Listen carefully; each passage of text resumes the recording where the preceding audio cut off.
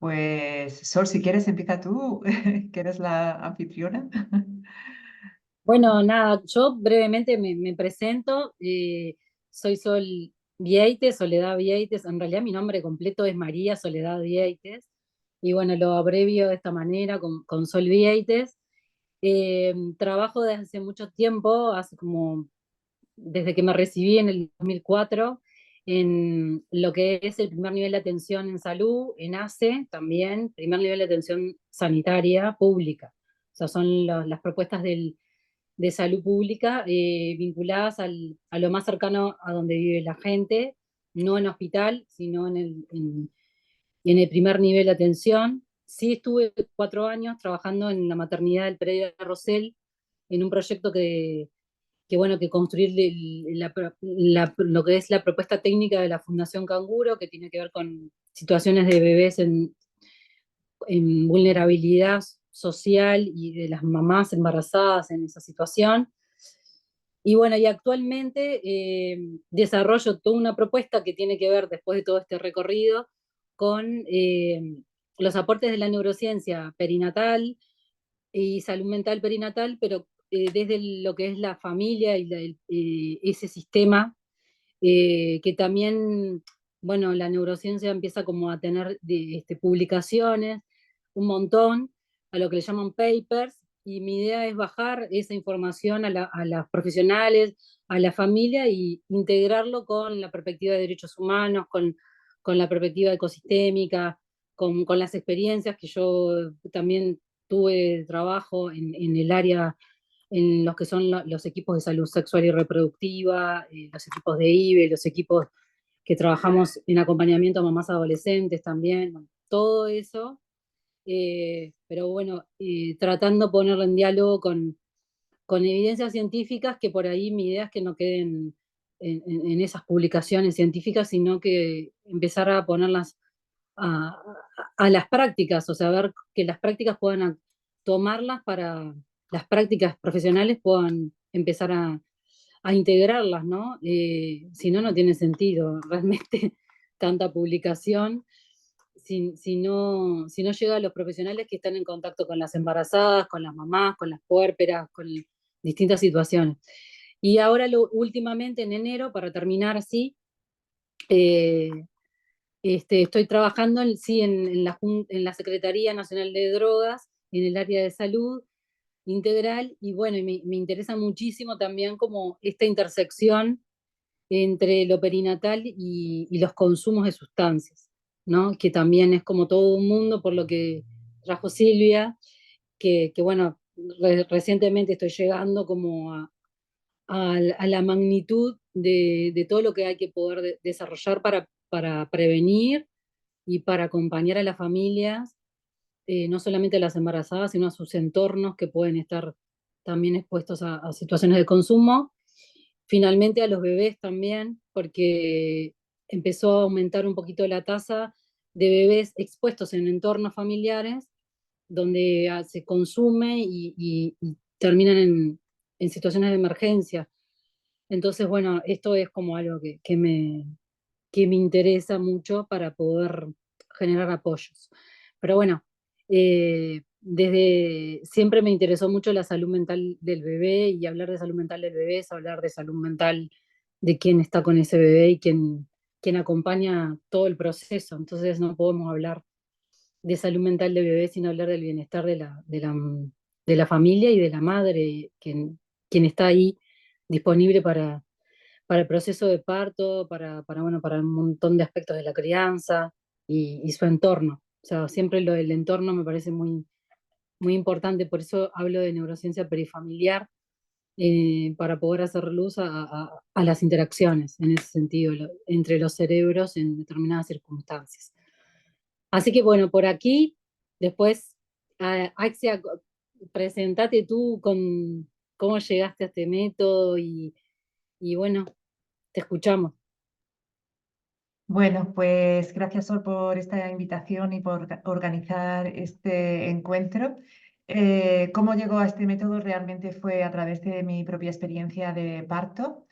Yo tuve una inducción porque bueno, pasé de la fecha probable de parto y a pesar de que estaba completamente sana, tanto mi bebé como yo, como mi placenta, el líquido amniótico, etcétera, o sea, todo estaba perfectamente. Mis doctores insistieron muchísimo hasta incluso decirme en varias ocasiones que si esperábamos demasiado, mi bebé podría morir en mi tripa en cualquier momento.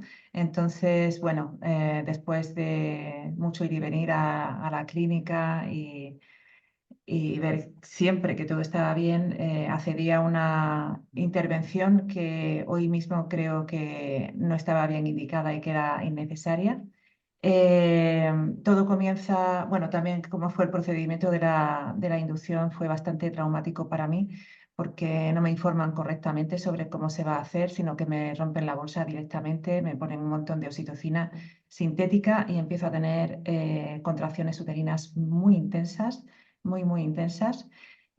Cada menos de 3 minutos. Creo que casi todo el mundo sabe que las contracciones uterinas causadas por la oxitocina sintética producen un dolor muy grande porque no tienen esa interacción con el resto de hormonas, como por ejemplo las endorfinas que ayudan a disminuir el dolor del parto. Y además bloquean la producción propia de oxitocina.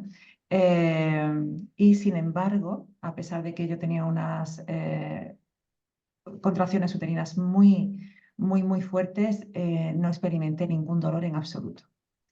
Y esto era algo que sorprendía a todos los que estaban allí presentes y bueno, y a mí misma también. Eh, mi, Mi parto terminó en una cesárea 14 horas después eh, por no progresión del parto. Em, Realmente mi opinión sobre esto es que tenemos que haber esperado un poco más y yo me habría puesto de parto tranquilamente yo sola. El cómo me trataron pues me hizo sentir fatal y además el terminar, o sea, el tener una forma física excelente y también una buena preparación mental para el parto natural y que acabase en cesárea fue muy traumático para mí. Así que salí del hospital con esa sensación de que había ocurrido algo muy malo, pero no sabía ponerle en ese momento, o sea, no sabía definirlo bien, no sabía qué es lo que había ocurrido, porque tampoco estaba tremendamente informada sobre cuál era el proceso del parto y sobre si todos los procedimientos que me habían hecho en el parto, que fueron muchos, y no me quiero detener ahí, estaban bien indicados o no. Y hoy sé que casi todo lo que se hizo en mi parto fue con la intención de que acabase en una cesárea lo antes posible. Y demasiado fue que duró 14 horas.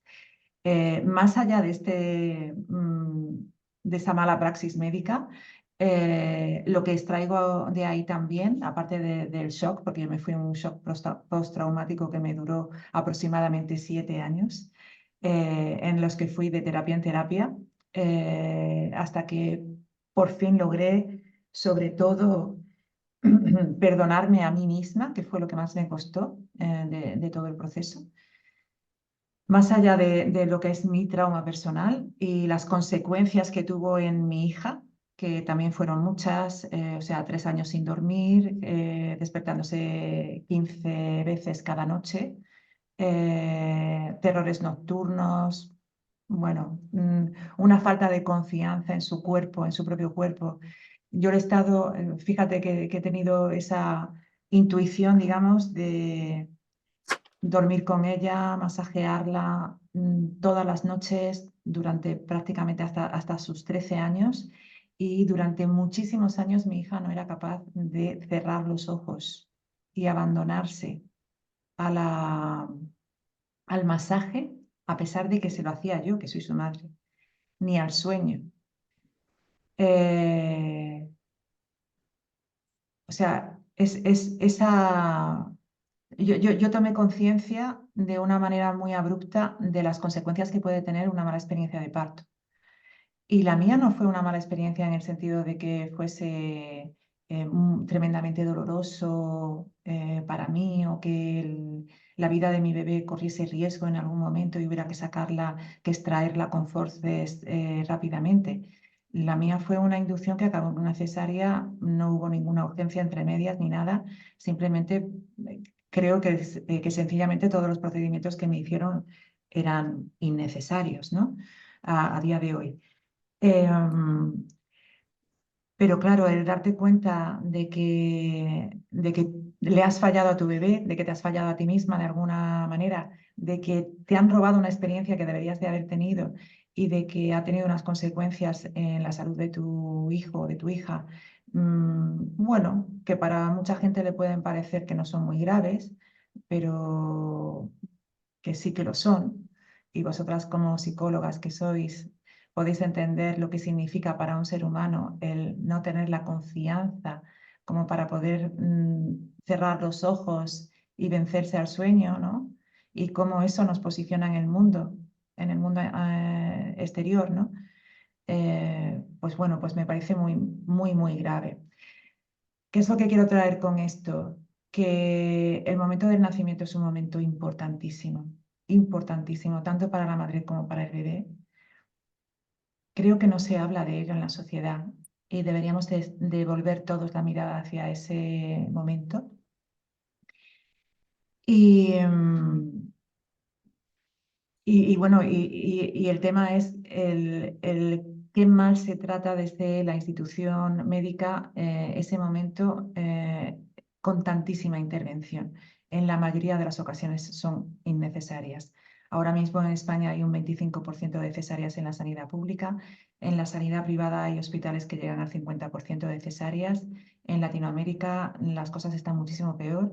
Quizá uno de los peores países para nacer es Estados Unidos, porque allí, dentro de los países, digamos, modernos, occidentales, desarrollados, es donde hay una mayor morbimortalidad materno-fetal.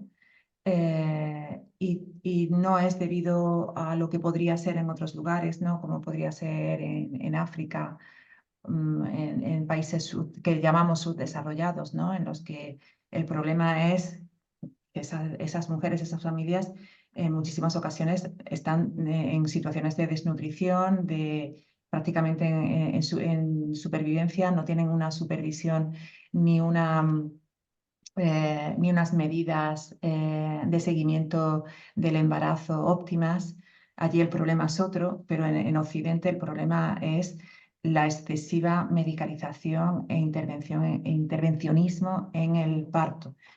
Tengo que decir que, por supuesto, hay intervenciones en los partos que son absolutamente necesarias y que cuando son necesarias, bienvenidas son, a pesar de que obviamente tiene sus consecuencias en la salud de madre y bebé, que después habría que tratar y que cuidar, y que es otro aspecto que no se está haciendo en absoluto. Las mujeres vivimos nuestro posparto en un absoluto abandono del sistema, y además de que nuestra sociedad en sí está estructurada de una forma en la que se vive la maternidad y la paternidad con una grandísima soledad.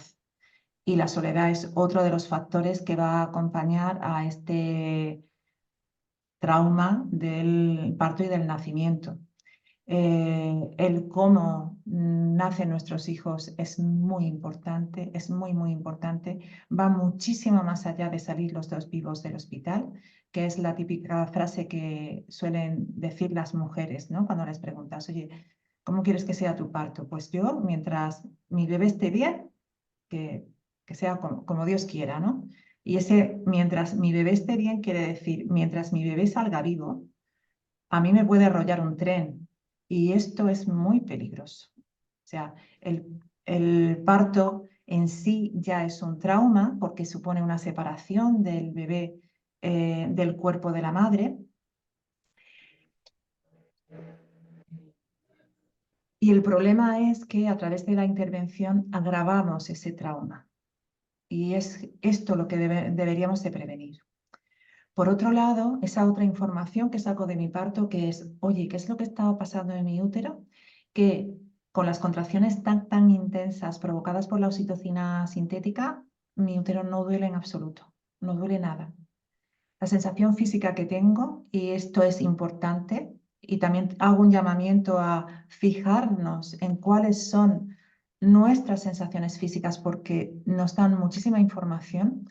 La sensación física que tengo durante mi parto es que mi útero es un músculo que se contrae con muchísima fuerza y que tiene tanta fuerza, o sea, o que está tan bien entrenado, está tan fuerte, que podría aguantar perfectamente un esfuerzo mucho mayor al que me estaban provocando las contracciones de la oxitocina sintética.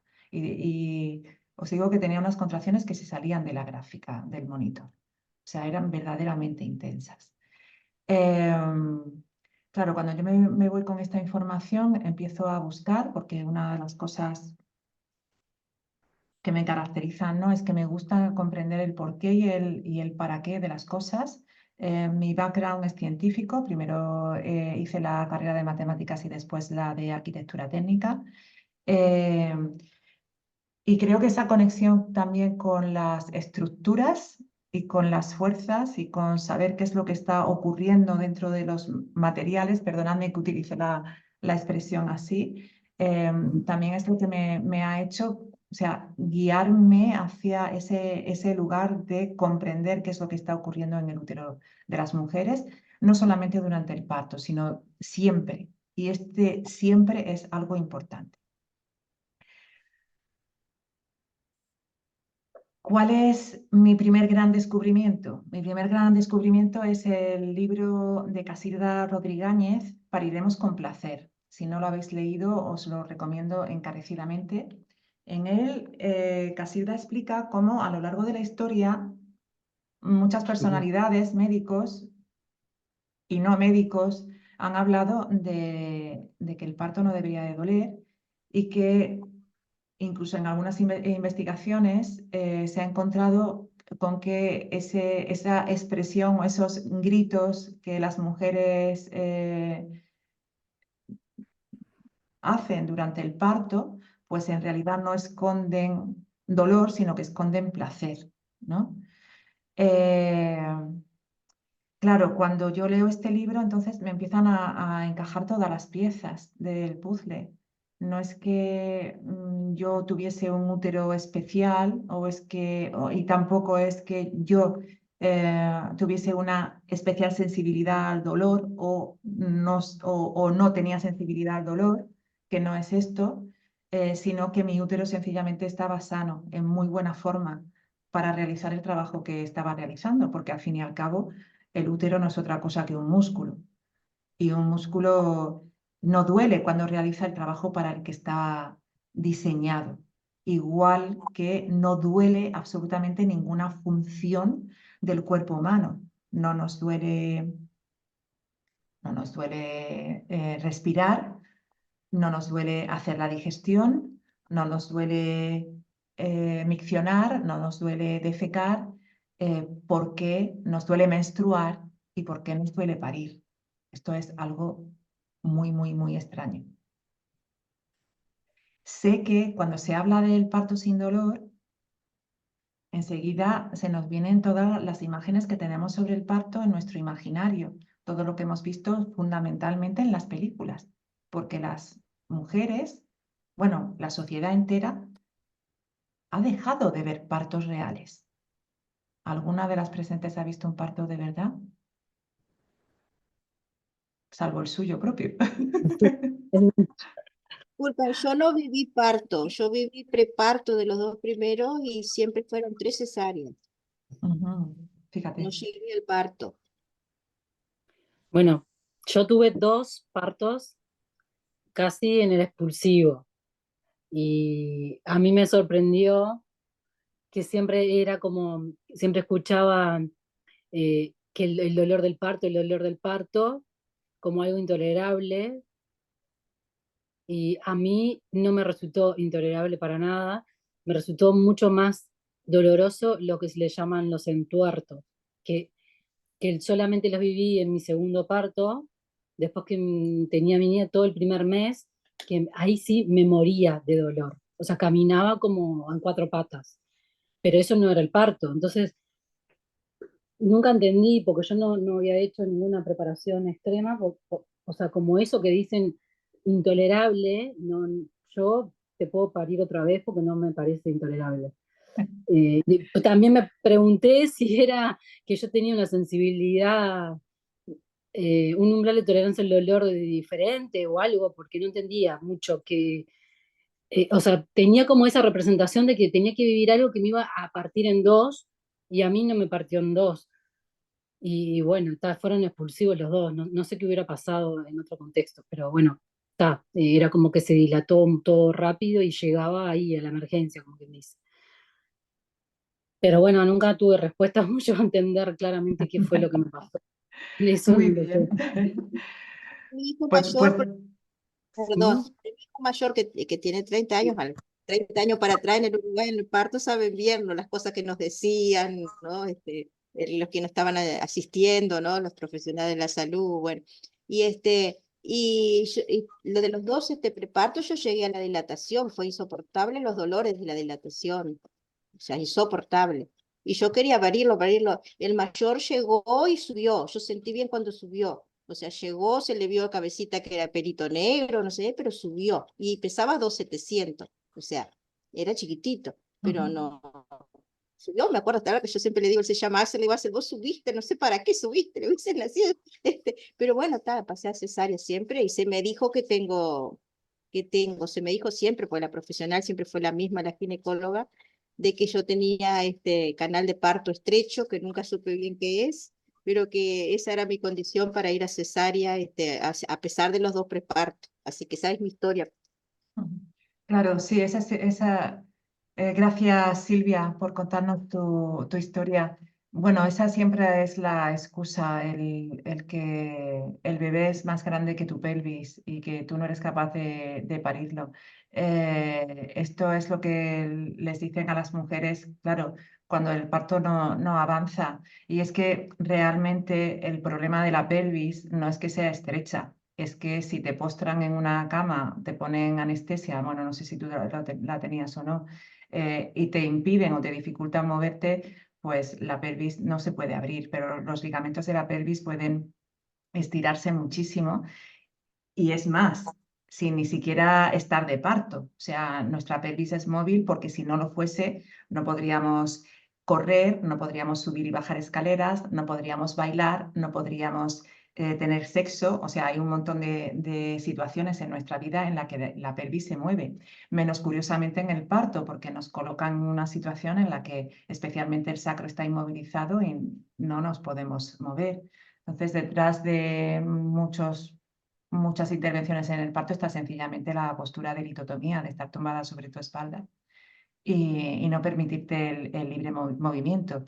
Y eso también está asociado al dolor, ¿no? Bueno, hay muchísimos factores, muchos factores que hacen que los partos no progresen como deberían y que hacen también que el dolor sea insoportable para la madre. Te doy la enhorabuena, Sol, por tus experiencias de parto y además agradezco muchísimo que se cuenten estas experiencias porque especialmente para Flavia, que está embarazada ahora mismo, que está por aquí, ¿no? Ya te queda muy poquito, estás ahí ya a término. El parto no tiene por qué ser esta historia de terror que siempre nos han contado y que desgraciadamente muchísimas mujeres viven. Muchas mujeres vivimos el parto como algo terrible, tremendamente doloroso o sencillamente muy traumático. ¿Qué es lo que me voy encontrando yo a lo largo del desarrollo de mi metodología? Bueno, ¿de dónde parte mi método? Volviendo un poquito al tema de Casilda Rodríguez y de comprender que realmente yo no era especial. No, o sea, ni yo ni mi útero eran especiales en el sentido de tener una especial sensibilidad al dolor o efectivamente tener el umbral del dolor muy alto, porque es que no había sensación de dolor, no es que hubiese, ni era soportable, ni insoportable, ni nada, es que no existía. Pues lo que tenía era un útero sano, en muy buenas condiciones, con un útero que era capaz de contraerse con muchísima fuerza, incluso a pesar de que las contracciones no las producía la oxitocina endógena, sino las producía la oxitocina sintética. Eh, ¿Por qué? ¿Por qué tenía ese útero en tan buenas condiciones? Pues por varios motivos. En primer lugar, porque Bueno, por varios motivos, pero lo voy a explicar resumiéndolo en una. Porque como dice Casilda Rodríguez y otros autores, ¿vale? El útero duele cuando está espástico, es decir, cuando hay una espasticidad o cuando se mueve, cuando las contracciones, en lugar de ser contracciones musculares, son espasmos musculares. ¿Cuáles son los 3 factores que hacen que el útero se mueva de esta manera? Pues el útero, igual que cualquier otro músculo, se va a mover mediante espasmos dolorosos bajo 3 circunstancias, ¿vale? La primera circunstancia es que tenga tensiones acumuladas dentro, es decir, que esté de algún modo contracturado previamente.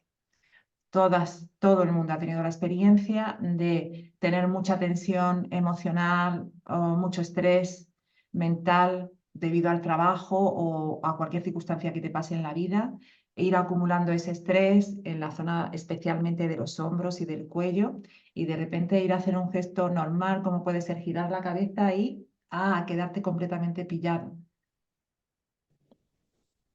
Es curioso que esto ocurre y fíjate, por estrés.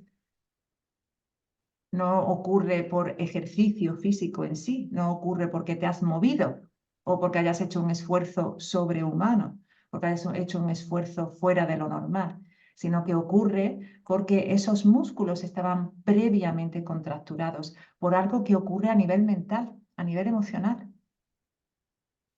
Y fijaos que los músculos del cuello y de los hombros son músculos de control voluntario. Ahora mismo todas podemos decidir contraer los músculos del cuello y de los hombros, ¿vale? Y relajarlos, ¿sí? Tú no eliges estar ahí encogida, agarrotada durante horas, pero lo estás. Y lo estás por una cuestión emocional. A esto tengo que decir que la contracción de los músculos es involuntaria y la relajación es voluntaria. Y esto es un dato muy, muy importante, sobre el que luego retomaré cuando hables sobre el cuello del útero. Entonces, si nos contracturamos y acumulamos un montón de tensiones en los músculos que son de control voluntario, ¿qué no acumularemos dentro de los músculos de control involuntario como lo es el útero? Como es nuestro sistema digestivo, que algunas veces estamos estreñidos, ¿no? Y no hay un movimiento gástrico, y en muchas ocasiones tiene que ver con que nos movemos muy poco, por supuesto con qué es lo que comemos, pero también cómo es nuestro estilo de vida a nivel de estrés. ¿Qué es lo que ocurre en el útero? Pues mira, el útero está conectado a nuestro sistema nervioso autónomo de una manera muy curiosa, que es la siguiente. Tengo por aquí un modelo de útero que voy a usar, mira. Un modelo de útero que me costó carísimo. Un globo. Bueno, el músculo uterino, o sea, el miometrio, tiene haces de fibras musculares que se distribuyen de la siguiente manera. Hay unas fibras que se distribuyen de manera longitudinal, como están estas líneas que he dibujado aquí en el globo, y otras que se distribuyen de manera circular. Como veis, aquí he dibujado las longitudinales en el cuerpo del útero y las circulares en el cuello del útero.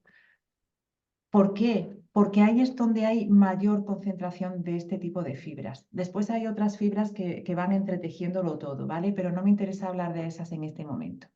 Hay una mayor concentración de fibras musculares circulares alrededor del cuello del útero y una mayor concentración de fibras longitudinales en el cuerpo del útero. Y esto tiene una lógica, ¿vale? La lógica es que cuando hay contracciones uterinas, estas fibras longitudinales se van a acortar, ¿vale? Y van a empujar el fondo del útero hacia abajo, hacia el cuello del útero, y al contraerse también, el cuello del útero se va a ir abriendo, ¿vale? Ese es el sentido que tiene.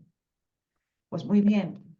curiosamente, las fibras longitudinales están gestionadas por el sistema nervioso parasimpático y las fibras circulares están gestionadas por el sistema nervioso simpático. ¿Qué es lo que esto quiero decir? Que cuando una mujer está de parto y siente miedo, estrés, desconfianza, lo que sea, ¿vale? El sistema nervioso simpático se va a poner en funcionamiento y las fibras circulares que hay alrededor del cuello del útero se van a contraer y se van a cerrar. Mientras se va apagando el sistema nervioso parasimpático y ese trabajo muscular de las fibras longitudinales, pues no va a estar funcionando correctamente. Ese es uno de los motivos por el que los partos se frenan en algunas ocasiones, muy típicamente cuando la mujer llega al hospital.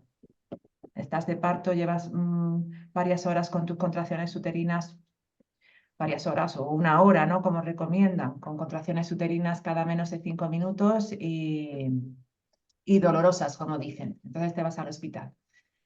Vale, llegas al hospital y de repente te encuentras en un lugar extraño, con luces extrañas, con personas extrañas, con olores extraños, con gente que viste con ropa rara y la mamífera que llevas dentro, el animalillo que llevas dentro dice, uy, este lugar no es seguro para mí. Y entonces, ¿qué pasa? El sistema nervioso se enciende, el simpático se enciende, se contrae el cuello del útero y las contracciones uterinas se paran. Y entonces es cuando te dicen, uy, pues no, está hace muy poquito. O te vas a casa o si te quedas aquí te vamos a tener que poner oxitocina sintética para que volver a recuperar la dinámica de parto y que las contracciones uterinas vuelvan, pero de una manera provocada artificialmente y el cuello del útero se abra. Pero claro, si tú estás en ese mismo estado de miedo, de estrés y no eres capaz de volver a la calma y además te ponen una oxitocina que produce unas contracciones uterinas tremendamente dolorosas, esto es difícil que vaya bien. ¿Vale? La solución es poner epidural y con la epidural pues ocurren otra serie de cosas, que es que por lo general baja la tensión sanguínea, llega menos flujo sanguíneo al útero y por lo tanto a los músculos que tienen que realizar el trabajo, llega también menos riego sanguíneo a la placenta y por lo tanto le llega menos oxígeno al bebé, hay mayores probabilidades de que haya sufrimiento fetal o pérdida de bienestar fetal y que el parto acabe en una intervención. A esto se le conoce como la cascada de intervenciones, ¿vale? Entonces, sobre lo primero que tenemos que actuar es sobre el miedo de la mujer de parto. Esto tiene que ver con el dolor durante el propio momento del parto, pero no solamente durante el propio momento del parto, sino siempre, porque este mecanismo que ocurre en el útero ocurre siempre que tenemos estrés, que nos sentimos desvalorizadas, que producimos adrenalina, cortisol, etcétera, etcétera. Siempre que nuestro sistema simpático se enciende, el cuello del útero se contrae en las mujeres, incluso aunque no estés embarazada. ¿Vale? Este es el origen, en parte también, de que el cuello del útero y en general el útero en sí esté contracturado y que cuando empezamos a tener contracciones uterinas durante el parto o durante la menstruación, que durante la menstruación también hay contracciones uterinas para desprender el endometrio, esas contracciones uterinas cursen con dolor y el cuello del útero cueste relajarse, ¿de acuerdo? Entonces, uno de los orígenes del dolor, tanto en el parto como en la menstruación, es el estrés mental, emocional que vivimos las mujeres a lo largo de nuestra vida. No sé si lo habéis relacionado alguna vez, y no sé si os duele la menstruación, pero ¿os habéis dado cuenta de que si coincide tu menstruación con una época de exámenes, por ejemplo, la menstruación se vuelve mucho más dolorosa? ¿Habéis hecho alguna vez esa relación? El estrés es fundamental aquí. ¿Vale? Entonces, este es uno de los motivos por los que el músculo uterino acumula tensiones. Otro motivo por el que el útero, igual que cualquier otro músculo, puede moverse de una manera espástica, es por sencillamente una desconexión del sistema nervioso. Cuando tenemos una lesión, por ejemplo, cuando se rompe, imagínate que te rompes el brazo. Te recomponen los huesos, lo llevas escayolado durante un tiempo, hay un montón de fibras musculares que se han roto y también de terminaciones nerviosas que se han desconectado del músculo. Cuando después quieres volver a mover tu brazo, lo va a hacer de una manera espástica. ¿Por qué? Porque no llega esa conexión, no se ha restaurado todavía y esa base de tiempo y de ejercicio, que esas conexiones neurológicas afortunadamente se van a volver a restaurar. Lo mismo ocurre con el útero. Del útero, ¿qué es lo que se nos... ¿Por qué ocurre esta desconexión con el útero? Pues porque por lo general no somos conscientes de ese órgano. Es un órgano que se ha borrado de la anatomía femenina. Las niñas, cuando a las niñas les hablamos de las diferencias que hay entre hombres y mujeres, les decimos, bueno, pues los niños tienen pene y las niñas no.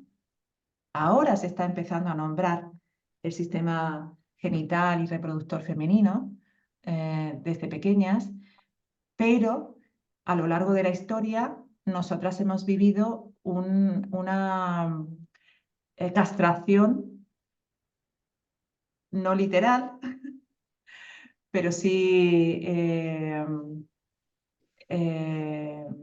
sí está castrado en el lenguaje, o sea, nosotros no tenemos algo, hay algo que nos falta.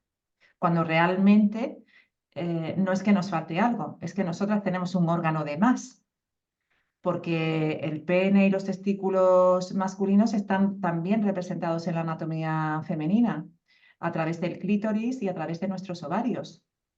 ¿Vale? Pero tenemos un órgano, que es el útero, que los hombres no tienen. Sin embargo, por ser interno, no existe. Lo hemos eliminado de nuestro lenguaje. ¿Vale? Ha habido una castración en el lenguaje del cuerpo de la mujer. Eso es lo primero, que en primer lugar no existe. En segundo lugar, cuando existe el útero en nuestra anatomía, es para nombrarlo en términos de dolor. La regla duele. Creo, hay muchísimas mujeres que tienen asumidísimo que la regla duele. Y esto me lo he encontrado algunas veces cuando saco algún vídeo de estos cortitos, ¿no? En los que se habla de que la regla no tiene que doler y que el parto tampoco. Bueno, ¿cómo que la regla no tiene que doler? O sea, a las mujeres nos tiene que doler la regla. Entonces es algo tremendamente asumido. Igual que el parto. Tu mujer parirás con dolor. Está también asumidísimo. Es una profecía autocumplida y además es una programación neurolingüística que vamos arrastrando de generación en generación durante miles y miles de años. Perdonadme, que es que me estoy quedando sin batería. Me gustaría, y mientras enchufo el portátil, lo he tenido que cambiar de ordenador, me gustaría que vosotras mismas hagáis la reflexión sobre qué os han contado sobre el útero a lo largo de vuestra vida y sobre qué os han contado, porque hablar del útero es también hablar de ser mujer. ¿Qué significa ser mujer para vosotras? ¿Qué os han dicho? Yo os voy a poner el ejemplo mío propio, ¿vale? Por ejemplo, cuando yo tenía unos 11 años o por ahí, que mis amigas más mayores empezaban a tener la menstruación, mi madre apenas me hablaba de esas cosas, ellas decían, hoy me voy a poner mala con la regla. O sea, nombraban el tener la menstruación, el sangrado, como si fuese una enfermedad. Y además es que lo decretaban, me voy a poner mala. No sé si existe en vuestra cultura, familias, entorno social, algún tipo de expresión como esta. Y luego también mi abuela siempre decía, me voy a morir con las ganas de haber sido hombre. Porque las mujeres nos llevamos la peor parte, porque tenemos que parir.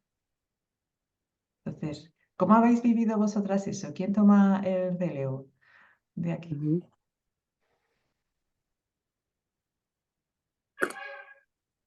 Lorena, que se sumó ahora lo último. Si querés presentarte y contar algo de esto, bienvenida.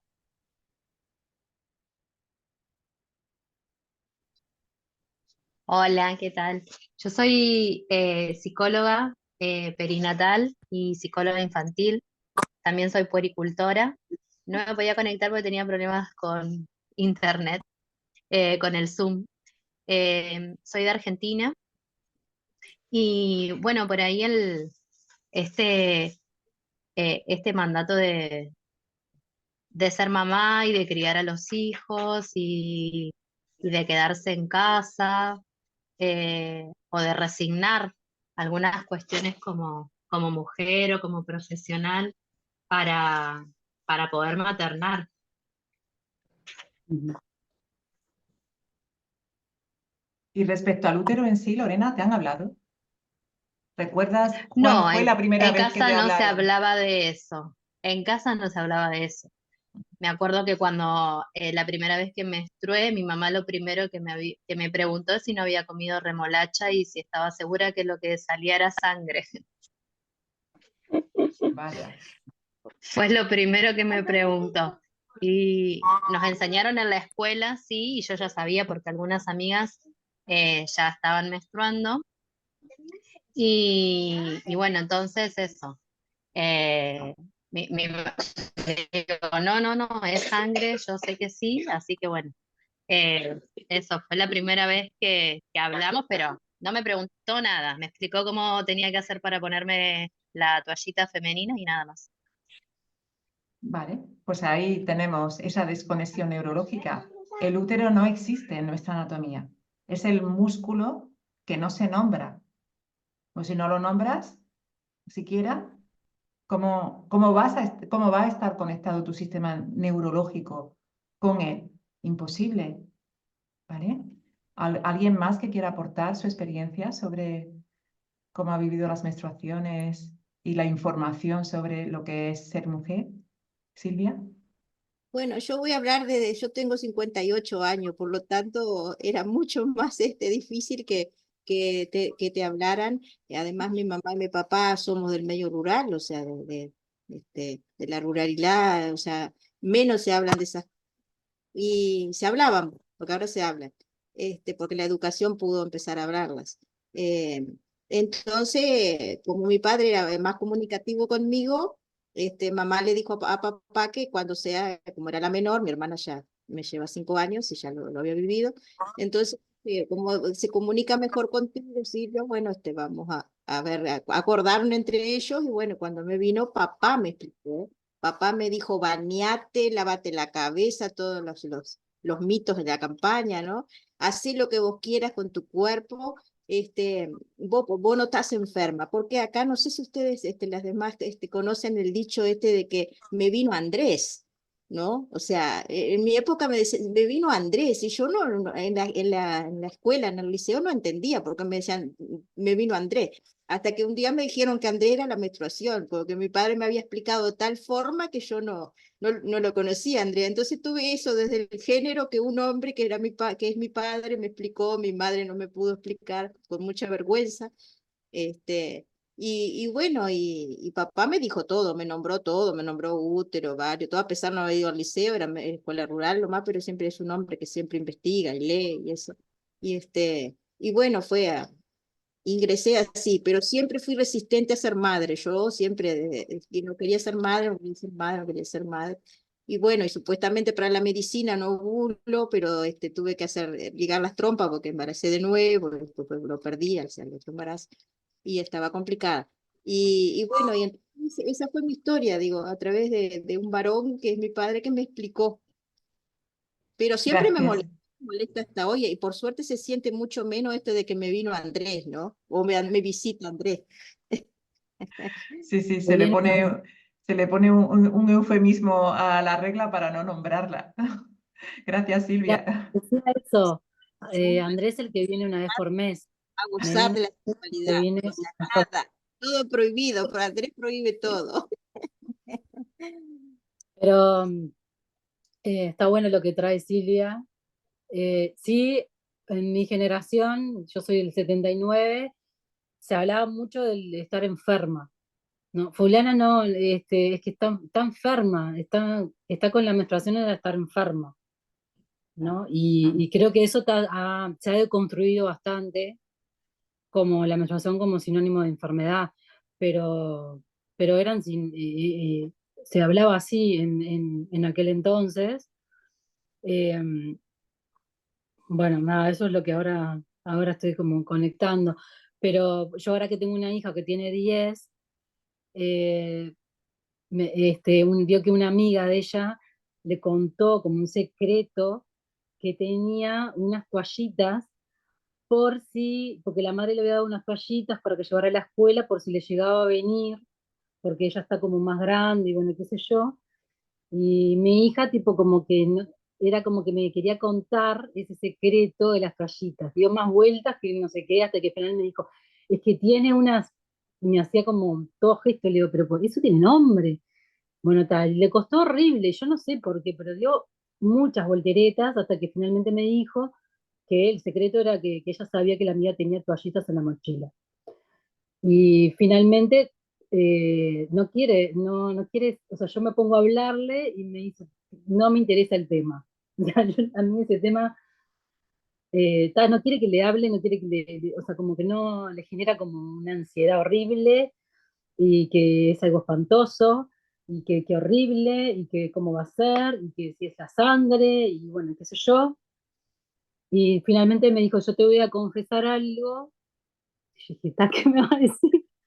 Me dice, cuando yo era muy chica, vos me mostraste un video de cómo se generaba un bebé y a mí me dio un miedo terrible, y yo de todas esas cosas no quiero saber nada. Y yo me puse a acordar qué había hecho y me acordé que yo a eso de los 3 años y medio le mostré un video que para mí era, desde la perspectiva adulta, no tenía nada malo. O sea, era cómo iba un espermatozoide en la búsqueda del óvulo y cómo lo fecundaba, y se ve que ella, en su mirada de 3 años y medio, que lo vio, le generó miedo, le dio miedo eso. Sí. Ta. Y a partir de ahí es como que, bueno, ella me lo cuenta y hasta ahora se ríe. Le digo, mira, vamos a verlo ahora con 10 a ver que si ves lo mismo que viste en aquel entonces. Tipo, yo como que bueno, cosas que nos pasan a las madres, que hacemos cosas que a veces creemos que estamos Sí, como educando y en realidad la vivencia no era tiempo, yo qué sé, no sé. sí. Esa fue mi conversación. Yo ahora estoy en ese tránsito con la preadolescencia de mi hija y como niña, ¿no? Es Así que curioso esto. Gracias por traer esto, Sol. Es curioso, ¿sabes? Porque ahora que estamos como queriéndonos abrir a contarle a nuestras hijas y a nuestros hijos sobre la sexualidad desde muy pequeños, el problema es que no sabemos cómo hacerlo.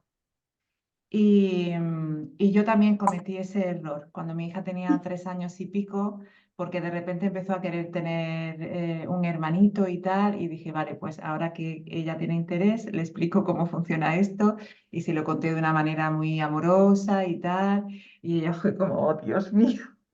Entonces no quería que mi marido y yo durmiéramos juntos porque le parecía algo horrible que hiciésemos algo así, ¿no? Claro, después, fíjate que después la he llevado a una Waldorf, a una escuela Waldorf, y en las escuelas Waldorf tienen como muy estudiado cuál es la evolución de la psique del niño y cuál es su desarrollo y qué es lo que necesitan saber en cada momento. Y ellos no hablan del cuerpo humano hasta aproximadamente los 12 años. es un montón. O sea, no hablan de los órganos internos y todo esto, porque consideran que los niños no están, en primer lugar, no tienen ningún interés por conocer eso, y en segundo lugar, no están preparados. Es algo que les da asco, saber que hay vísceras por ahí dentro y tal. Entonces lo tratan mucho más adelante y entonces ya sí que, o sea, cuando tienen la madurez suficiente como para racionalizar, porque al principio los niños de lo primero que se tienen que apropiar es de su propio cuerpo. Entonces hay muchísimo movimiento y muchísima expresión artística en esta metodología y tal. y después van más hacia el cuerpo emocional, hacia lo emocional y después más hacia lo mental. Y es ahí, desde la racionalidad, que tú puedes empezar a comprender el funcionamiento del cuerpo. Pero bueno, nos hemos ido un poco demasiado del tema. En fin, estábamos hablando de la desconexión neurológica, ¿vale? Entonces partimos de que el útero no existe y por otra parte, cuando existe duele. Entonces, si nos llega la menstruación y efectivamente se cumple la profecía y nos duele menstruar, pues ¿qué es lo que va a procurar hacer tu sistema nervioso? Apartarse de ese dolor. Cuando nos duele una parte de nuestro cuerpo, procuramos no pensar en esa parte. Procuramos separarnos, poner nuestra atención en otra cosa para poder sobrevivir a eso, porque si no el dolor se hace más intenso. Esto además viene aumentado porque utilizas algún tipo de analgésico. ¿Vale? Para no ver esto lo cubro con un analgésico químico y así no veo el problema, no lo resuelvo de una manera saludable y además lo estoy cubriendo con algo que al fin y al cabo es tóxico, desgraciadamente, ¿no? Entonces, este es el segundo factor. Hemos hablado de dos: las tensiones acumuladas en el músculo uterino sencillamente por la tensión emocional, por esa activación del sistema nervioso simpático, por el estrés, lo que llamamos comúnmente estrés, pero sabéis que el estrés tiene muchísimos vértices. La desconexión neurológica, el tercer factor, es sencillamente el debilitamiento. Cuando un músculo no se usa, en el cuerpo se atrofia. Y es curioso porque si estuviéramos en un estado de sedentarismo absoluto, es decir, nada de movimiento, hay músculos y hay incluso otros órganos en nuestro cuerpo que llegan a un deterioro tal que tienen daños que no se pueden llegar a recuperar. ¿Vale? Entonces, claro, usamos el músculo uterino. ¿Vosotras entrenáis vuestros úteros? No. ¿Cómo se entrena el útero? Pedazo de Esa es la pregunta, ¿eh? pregunta que me surge. ¿Cómo? ¿Cómo? ¿Qué hacemos? ¿Qué hacemos para entrenarlo? Vale, pues hay dos mecanismos fundamentales, ¿vale? Uno de ellos tiene que ver con cuál es la función del útero. Y os pregunto, ¿cuál es la función del útero? Porque tenemos clarísimo que en el cuerpo humano las cosas funcionan mejor cuanto más las uses. El ejemplo clarísimo son los músculos. Mientras más ejercitas tus músculos, pues más fuertes van a estar, en teoría. ¿Vale? Claro, para que el útero funcione bien, lo tienes que usar para lo que ha sido diseñado. Los músculos han sido diseñados para contraerse y relajarse. Pero el útero, ¿para qué está en nuestro cuerpo? Para hacer crecer al bebé, ¿no?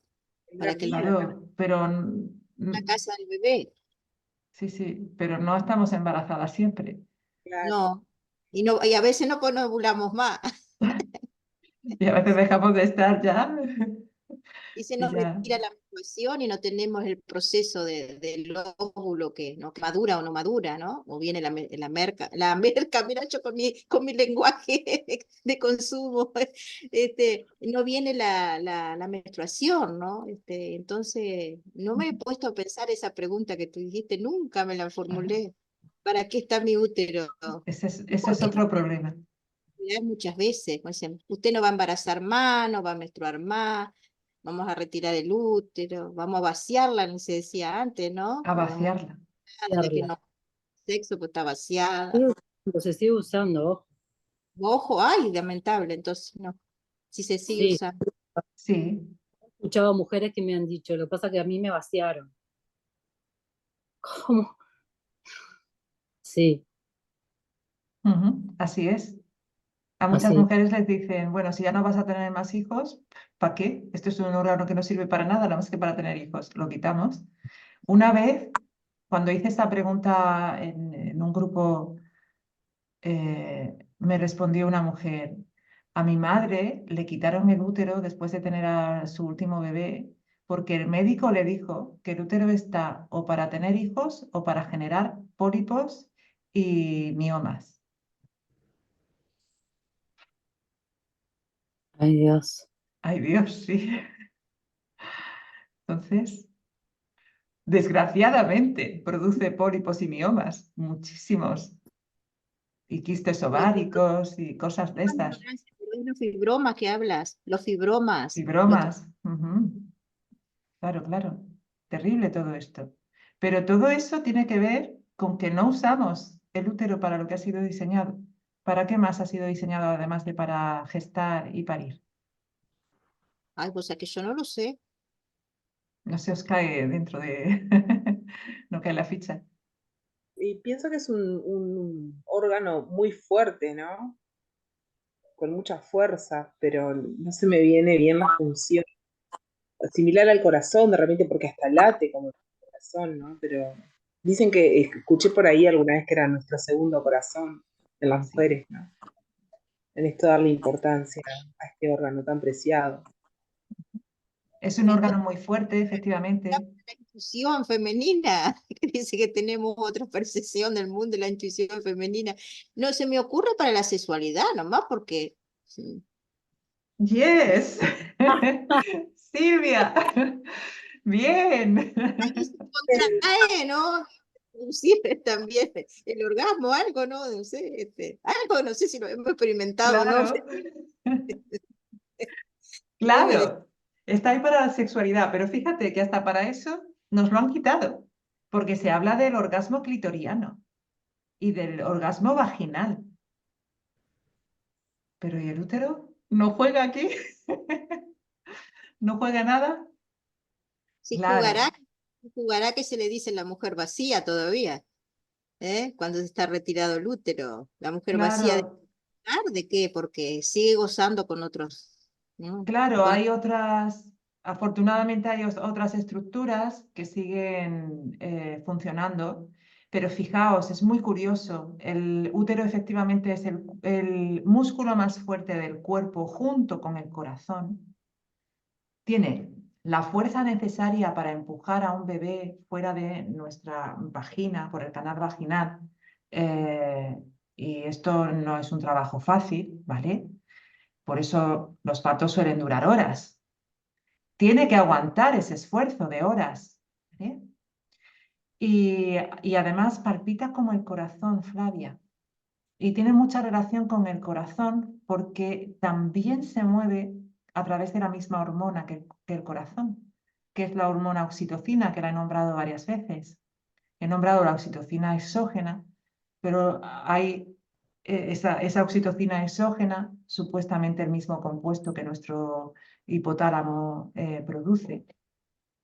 Esa hormona es además un neurotransmisor y produce una serie de efectos en nuestro cerebro que son muy, muy importantes.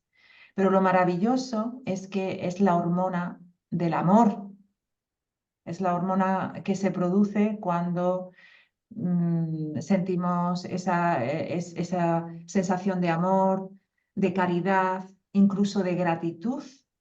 Es la hormona de la gratitud. Cada vez que nosotros decimos gracias, o que nos dan las gracias por algo que hemos hecho nosotros, o que vemos a dos personas que se dan las gracias, todos producimos oxitocina.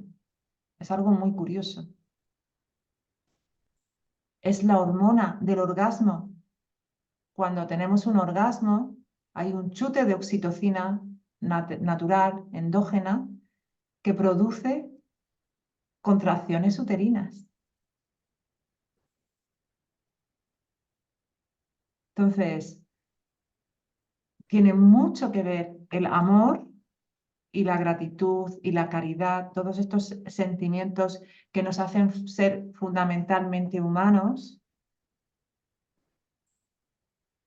con la calidad del funcionamiento de nuestro útero, y esto es algo muy importante, porque la naturaleza ha diseñado al ser humano para llegar a este mundo, tanto durante la concepción como durante el parto, atravesados por la hormona del amor, y no es ninguna casualidad, es algo muy importante. La oxitocina, además, produce efectos en el cerebro del bebé que son también muy importantes y muy necesarios para su desarrollo neurológico. Durante el parto hay un chute de oxitocina muy alto, muy alto, que producimos tanto las mujeres, tanto la madre como el bebé. El bebé tiene su propio sistema de la oxitocina.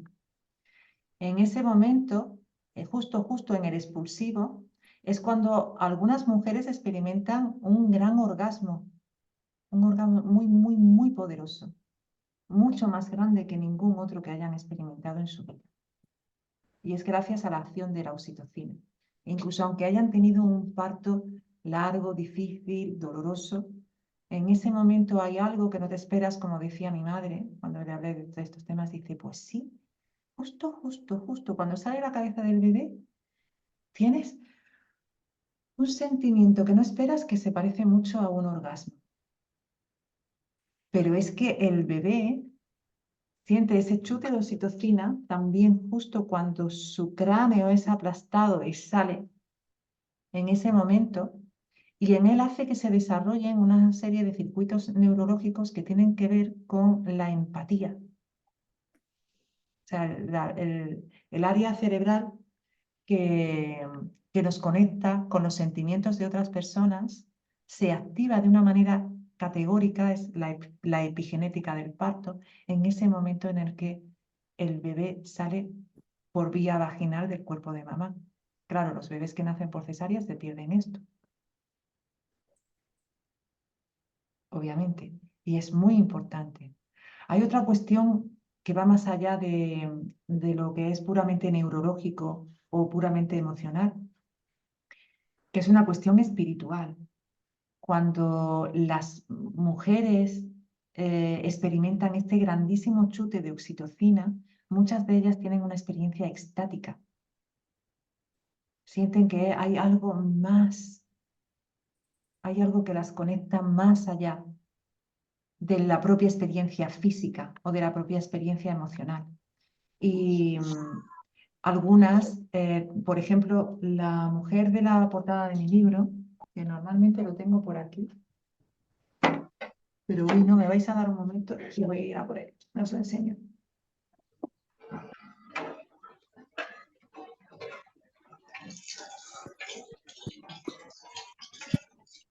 ¿El libro se puede bajar por internet o hay que comprarlo? Uy, ¿El libro está por internet o ¿qué digital? veis aquí? ¿Eh? ¿Cómo? ¿Está por digital? Se puede comprar en formato digital o en formato impreso. En Bien, Amazon lo podéis encontrar. El método Amazon. Laxmi, 9 claves para un parto sin dolor. Bien. ¿Qué os sugiere esta imagen? ¿Es de sufrimiento o de dolor? No, yo voy a volver a decir de placer. Sí, Si la vemos de aquí para arriba, sí, totalmente. Bien. totalmente. La experiencia orgásmica, estática. Ella me dijo que tuvo un parto doloroso, es su tercer bebé, pero que justo antes del expulsivo estuvo hablando con Dios. Es una mujer profundamente cristiana. Dijo que tuvo esta conversación con Dios. Y creo que es eso lo que refleja su cara. No, es algo que va más allá. Os quiero mostrar el testimonio de una de mis alumnas, que es brutal.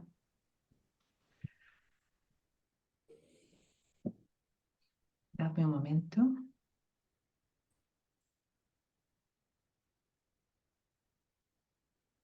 Que lo prepare todo. Una mujer que tuvo un parto multiorgásmico.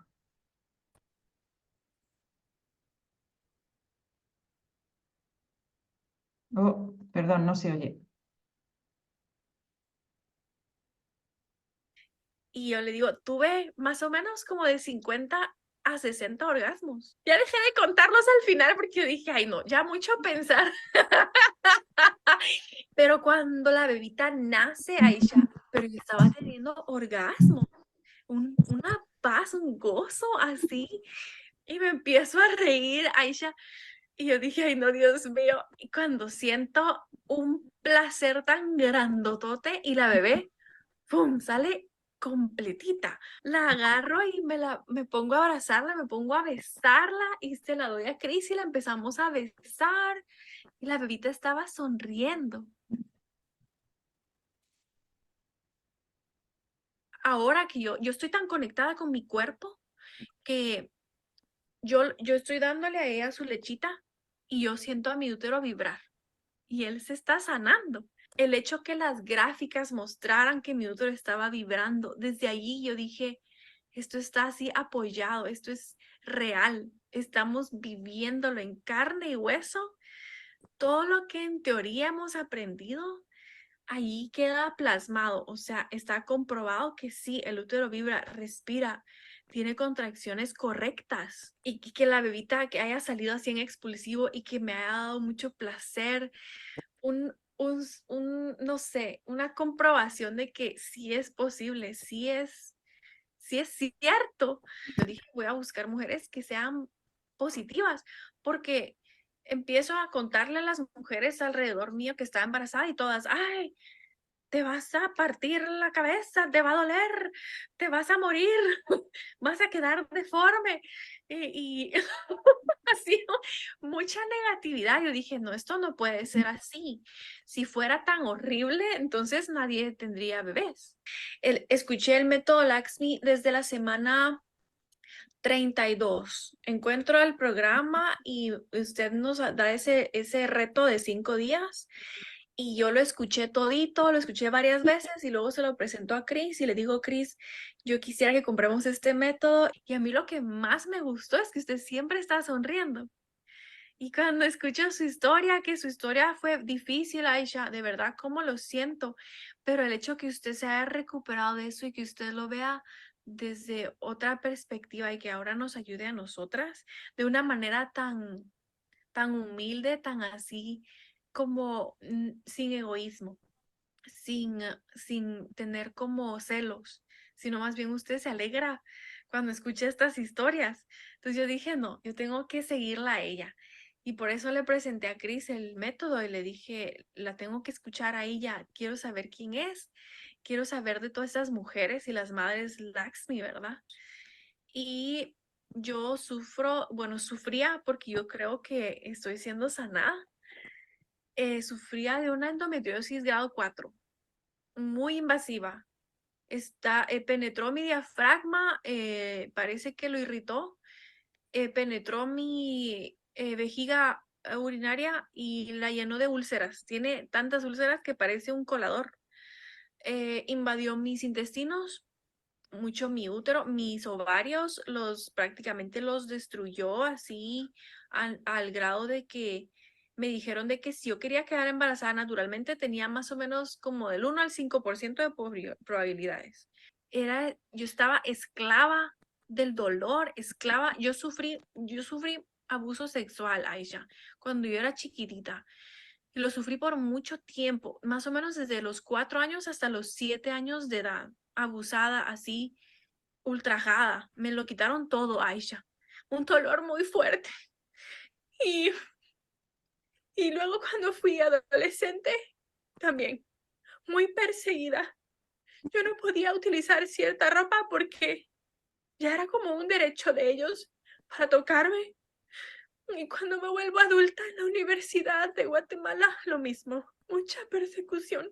Yo me sentía sucia, yo me sentía que no merecía amor, que no merecía los derechos de sentir placer, mi sexualidad en el suelo, Aisha. Yo me caso con Chris y él es un amor de gente, él es una bendición a mi vida. Yo estaba como muy atrofiada en todo sentido, en mente, en alma, en físico, mi piso pélvico atrofiado así, una cosa que siempre tuve dolor por 8 años. Yo tuve dolor cuando yo estaba con Chris en nuestra intimidad. Inclusive a veces vomitaba después del dolor que yo sentía. Porque a veces yo empiezo el método Laxmi, yo ya no sentí dolor en mi piso pélvico. Yo más bien sentía como una paz. Dios la va a usar y la está usando. Y va a bendecir a muchas almas, así como a la mía. Que ahora yo soy libre. Ahora yo soy feliz. Yo sé que puedo. Yo puedo. Yo se lo agradezco a Aisha. Muchas gracias por su esfuerzo. Por esta excelencia de trabajo. De verdad. Yo creo que el método Laxmi ha impactado mi vida de aquí a unos 40 o 50 años de mi vida. Así. Porque yo lo voy a seguir haciendo. Pero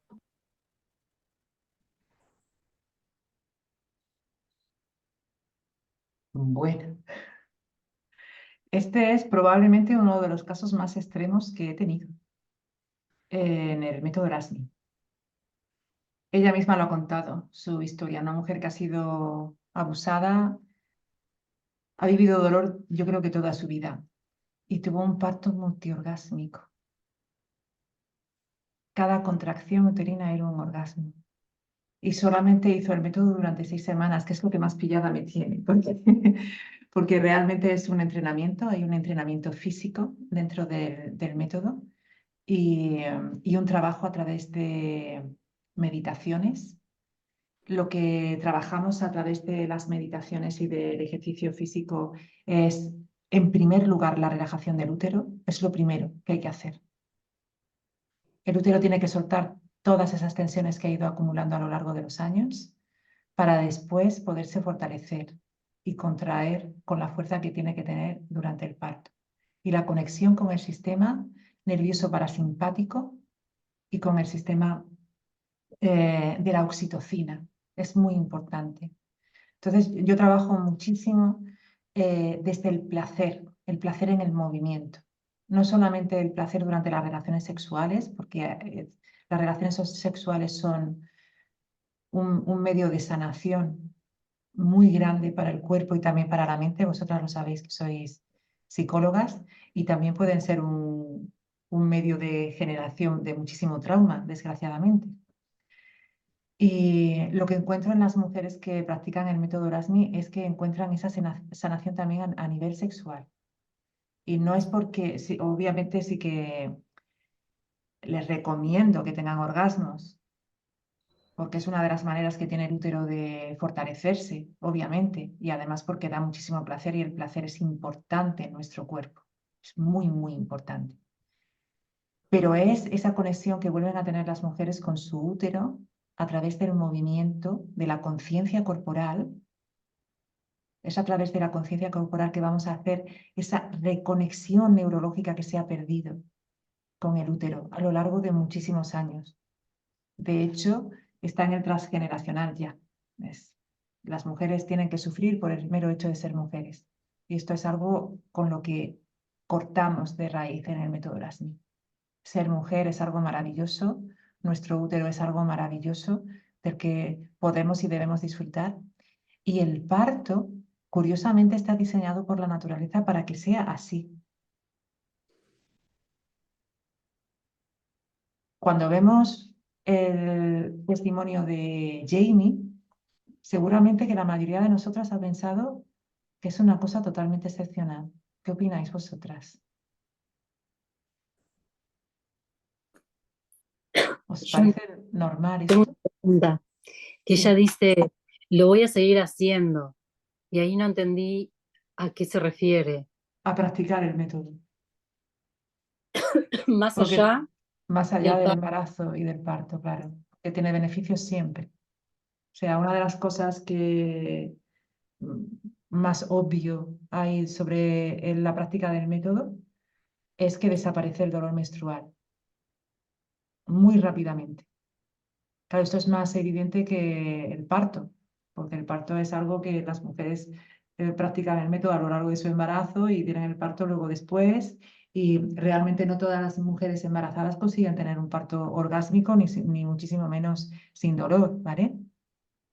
Pero sí que hay muchas que consiguen tener partos indoloros y partos placenteros, cada vez más, porque cada vez más voy afinando la metodología. La gran mayoría tienen partos dolorosos, pero con muchas herramientas para gestionar el dolor y para poder tener bonitas experiencias. Claro, depende del estado inicial de la mujer y depende de cuánto se entrene bueno, depende de varios factores. Yo creo que no puede haber un caso peor que el de Jamie. O sea, Jamie debía de tener el útero fatal si tenía adenomiosis y endometriosis de tipo 4. Bueno, ella misma lo ha contado.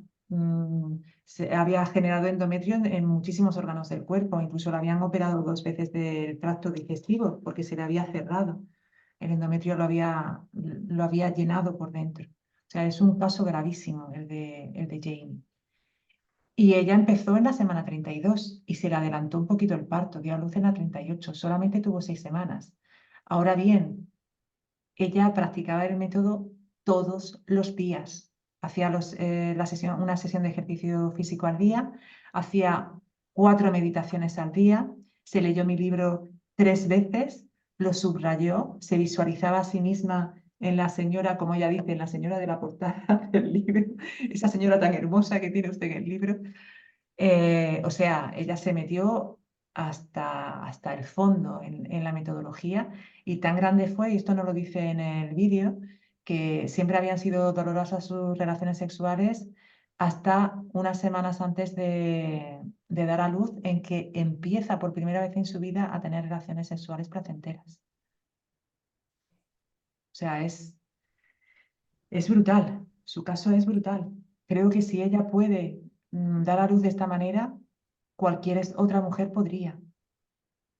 También es cierto que algunas veces es necesario que estemos como en un muy mal estado para que tomemos el impulso, para que tengamos ese impulso para decir, no, no, no, de aquí tengo que salir yo con mucha fuerza, ¿no? Y yo creo que ahí se juntaron las dos cosas, el hecho de que el método da unas herramientas muy poderosas y el que ella estaba motivada al máximo y que justo le encajó, porque a lo mejor a otra mujer no le gusta mi metodología o lo que sea y no fluye con ella, ¿no? Pero ella se entregó plenamente y fijaos qué resultado.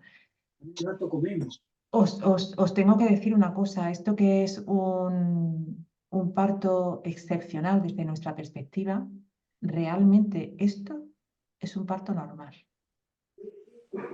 Así es como debían de ser todos los partos, con orgasmos en cada contracción uterina y finalizando en un gran orgasmo, teniendo una experiencia espiritual como ella tuvo, que no lo cuenta ahí, pero la he entrevistado otras veces. Y sí que describe esa experiencia de conexión, de apertura del séptimo chakra, de una activación. Realmente lo que ocurre a nivel químico es una activación muy grande de la glándula pineal, que comienza a segregar DMT, igual que el bebé. El bebé también tiene esa experiencia durante su propio nacimiento. Un pico muy alto de DMT, que se la conoce como em, la hormona de Dios, creo que se la llama. Y así deberíamos de parir a nuestros hijos. ¿Cómo lo veis, Silvia? Tienes una expresión que no sé cómo categorizar. La expresión es la siguiente. Me quedé con el tema de Dios, ¿no? Bueno, ¿será que tengo una formación de escuela religiosa de monja, del cual la monja, tú contabas de lo que pasó con tu hija, ¿no? Pero a mí me pasó desde la educación, o sea, las monjas en 6º año no pasaron una película, por lo tanto esa película, la chica había quedado embarazada adolescente y nosotros salíamos para el liceo con la imposibilidad de quedarnos embarazada porque el hecho era ese. Entonces, en ese análisis también esto de no querer ser madre, ¿no? Porque Supuestamente los hombres te dejan embarazada. Ese era el mensaje de las monjas en esa película. Estoy hablando, yo salí de la escuela en el año 77, ¿no? Bien, donde la escuela era sola monjas, o sea, y entonces esa génesis de mi historia personal me llevó a esto de Dios, ¿no? Si, me enseñaron en la génesis de la Biblia de que la mujer parirá con dolor, ¿no? Y a ti te ponen al lugar de Dios que va a liberar ese dolor y que va a transformar esa construcción entre el parto, la madre y el hijo, la hija, la liberación de todo esto, ¿no? Entonces, entre esas, por eso mi cara, por mi historia personal y por lo que me pasa en el consultorio, me pasa en los lugares que estoy trabajando acá en este lugar, donde hay este departamento, donde me encuentro con más abuso sexual, con más endogamia, con más dificultades. Entonces, esto continuamente, no me había pasado en mi departamento de origen donde vivía. Sí había, porque en todos lados hay y siempre hubo, pero acá como que mi cara fue por eso, por la expresión esta, ¿no? De cómo sanar estos abusos, que desde la psicología también es una herramienta muy importante, pero casi siempre te llegan embarazadas, te derivan las parteras embarazadas, te derivan con consumo de sustancia embarazada, te derivan con el posible tener temor a, a la depresión posparto, ¿no? Y que no quiero que llegue a posparto porque después complica toda la relación con el bebé, ya lo tuvo el bebé, en el caso del pasado tuve dos, atención en eso. Y otro tema es esto de no querer la criatura, porque muchas de ellas es para dentro de la casa, quien es el padre, ¿no? Entonces no sé si quieren parir, ¿no? Porque paren, o sea, van a parir su violación. Entonces, es complejo, o sea, acá es un hecho que es complicado, pero hay mucha más complicación en el campo, ¿no? En donde uno está en este momento.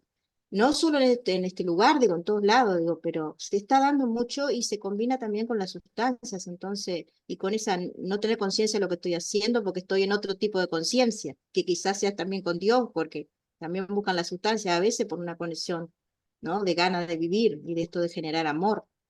Entonces, mi cara tuvo la expresión de todos esos pensamientos así entrelazados, entretejidos, como dice Moreno, entretejidos. Pero muy interesante esta relación que también sanamos nosotras, ¿no? Con esto que mostraste también. Totalmente. O sea, yo sano en cada parto maravilloso que tienen mis alumnas. Tú vives en una población muy especial, Silvia. Siento muchísima compasión por estas mujeres. Y fíjate cómo es esto, que el sexo puede ser una vía de sanación o una vía de causar muchísimo trauma, igual que el parto. El parto es una vía de sanación grandísima y esto lo han vivido, por ejemplo, mujeres que han tenido una bellísima experiencia después de haber tenido partos traumáticos previos, o puede ser el causante del trauma, ¿no? Y todo tiene que ver con la sexualidad y cómo se nos ha presentado la sexualidad desde qué lugar, ¿no? Desde algo sucio, desde algo indeseable, desde algo peligroso. En tu caso, Silvia, si te quedabas embarazada, era el fin, ¿no? La sexualidad también como un medio para dominar a la mujer. Claro, ¿cómo vamos a llegar a nuestro parto desde la violación, ¿no? Y esto es muy curioso porque hay muchas mujeres que han sido abusadas, muchas, muchísimas, y que no lo cuentan. Se calcula que alrededor del 25%. Yo creo que probablemente sean más. A lo mejor el 25% son las que lo verbalizan. Pero entre las que no lo verbalizan y las que lo han bloqueado o lo han tratado de olvidar de alguna manera, mm, el porcentaje puede ser muchísimo mayor, ¿no? Es claro, ¿cómo vamos a parir las mujeres en estas condiciones?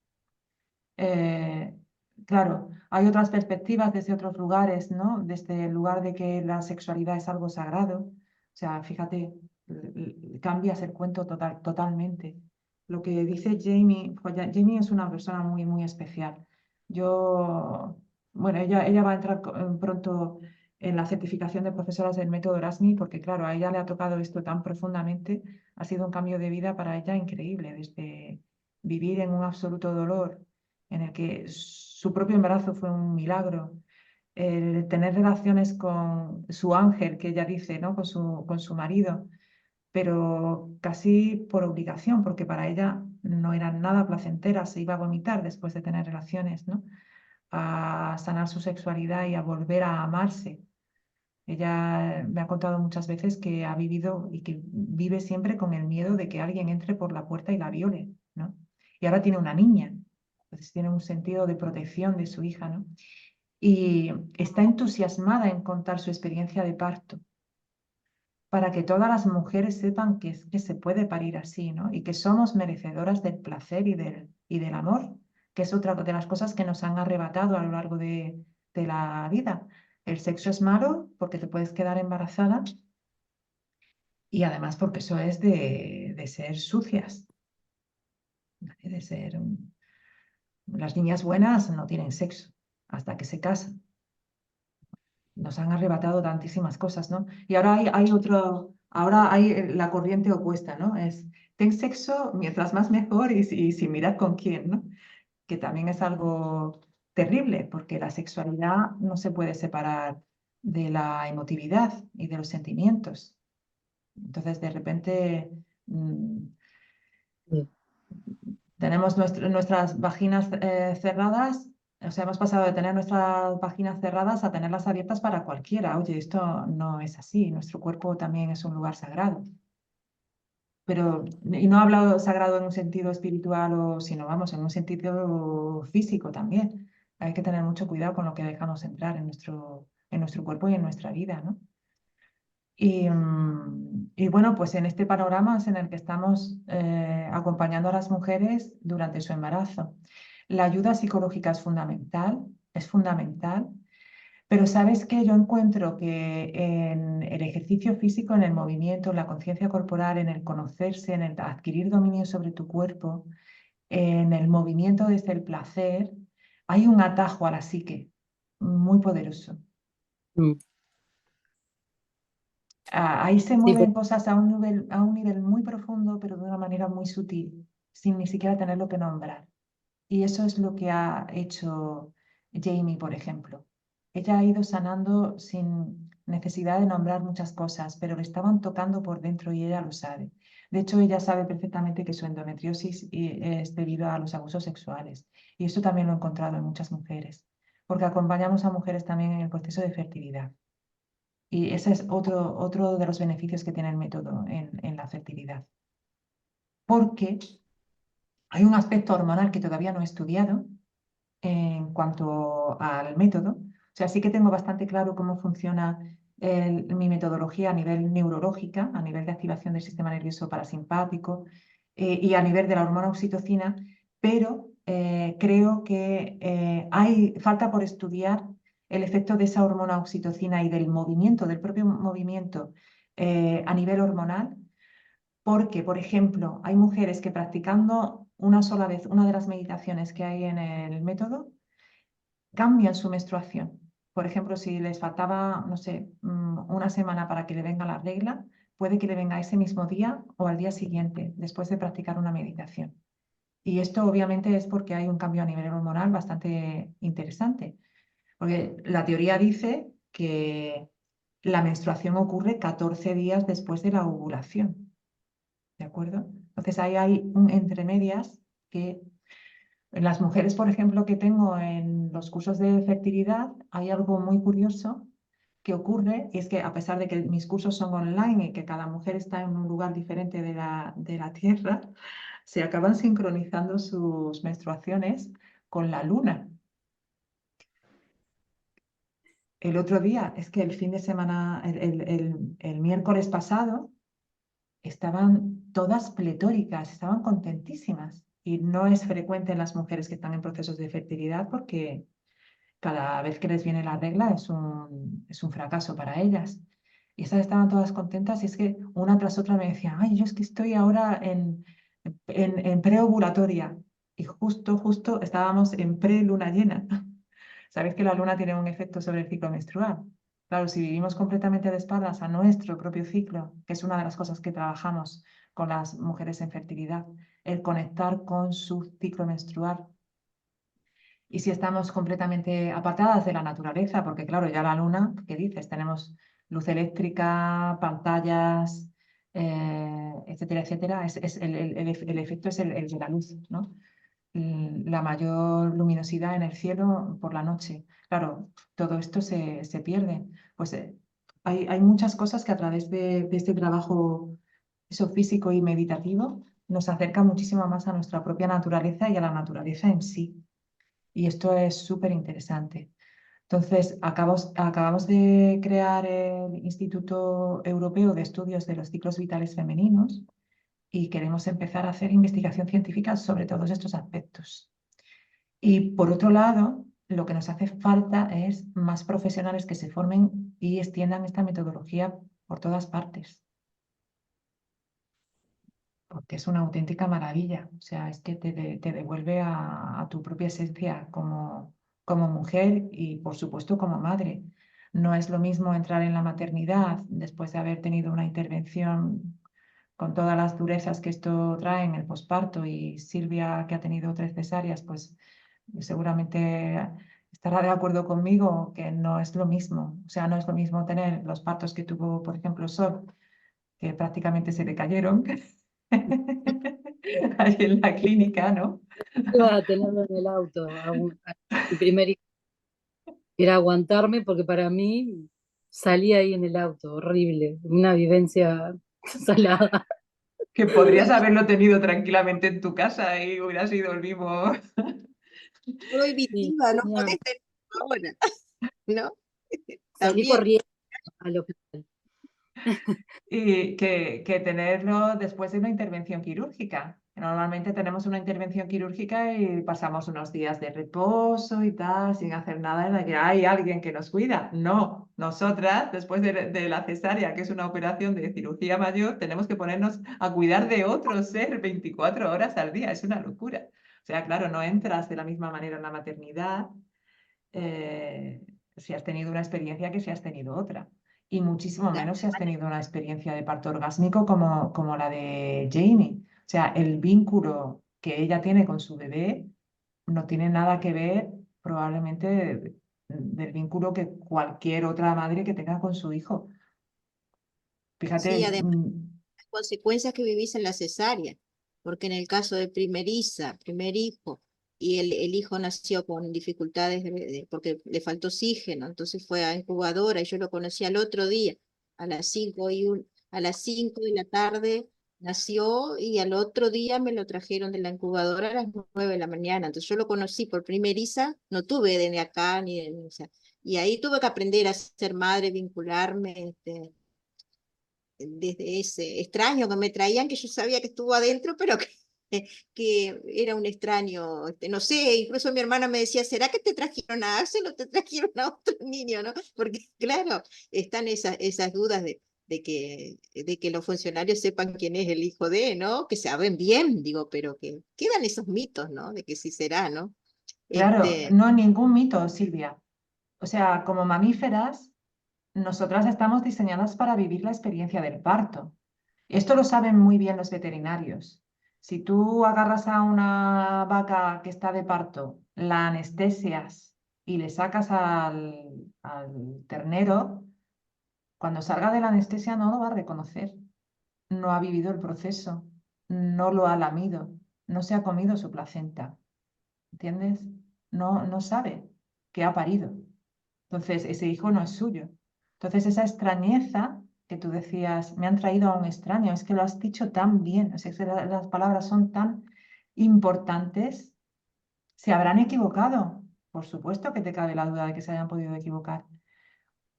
Una madre reconoce a su bebé como suyo en cuanto sale de su vagina y se lo pone encima.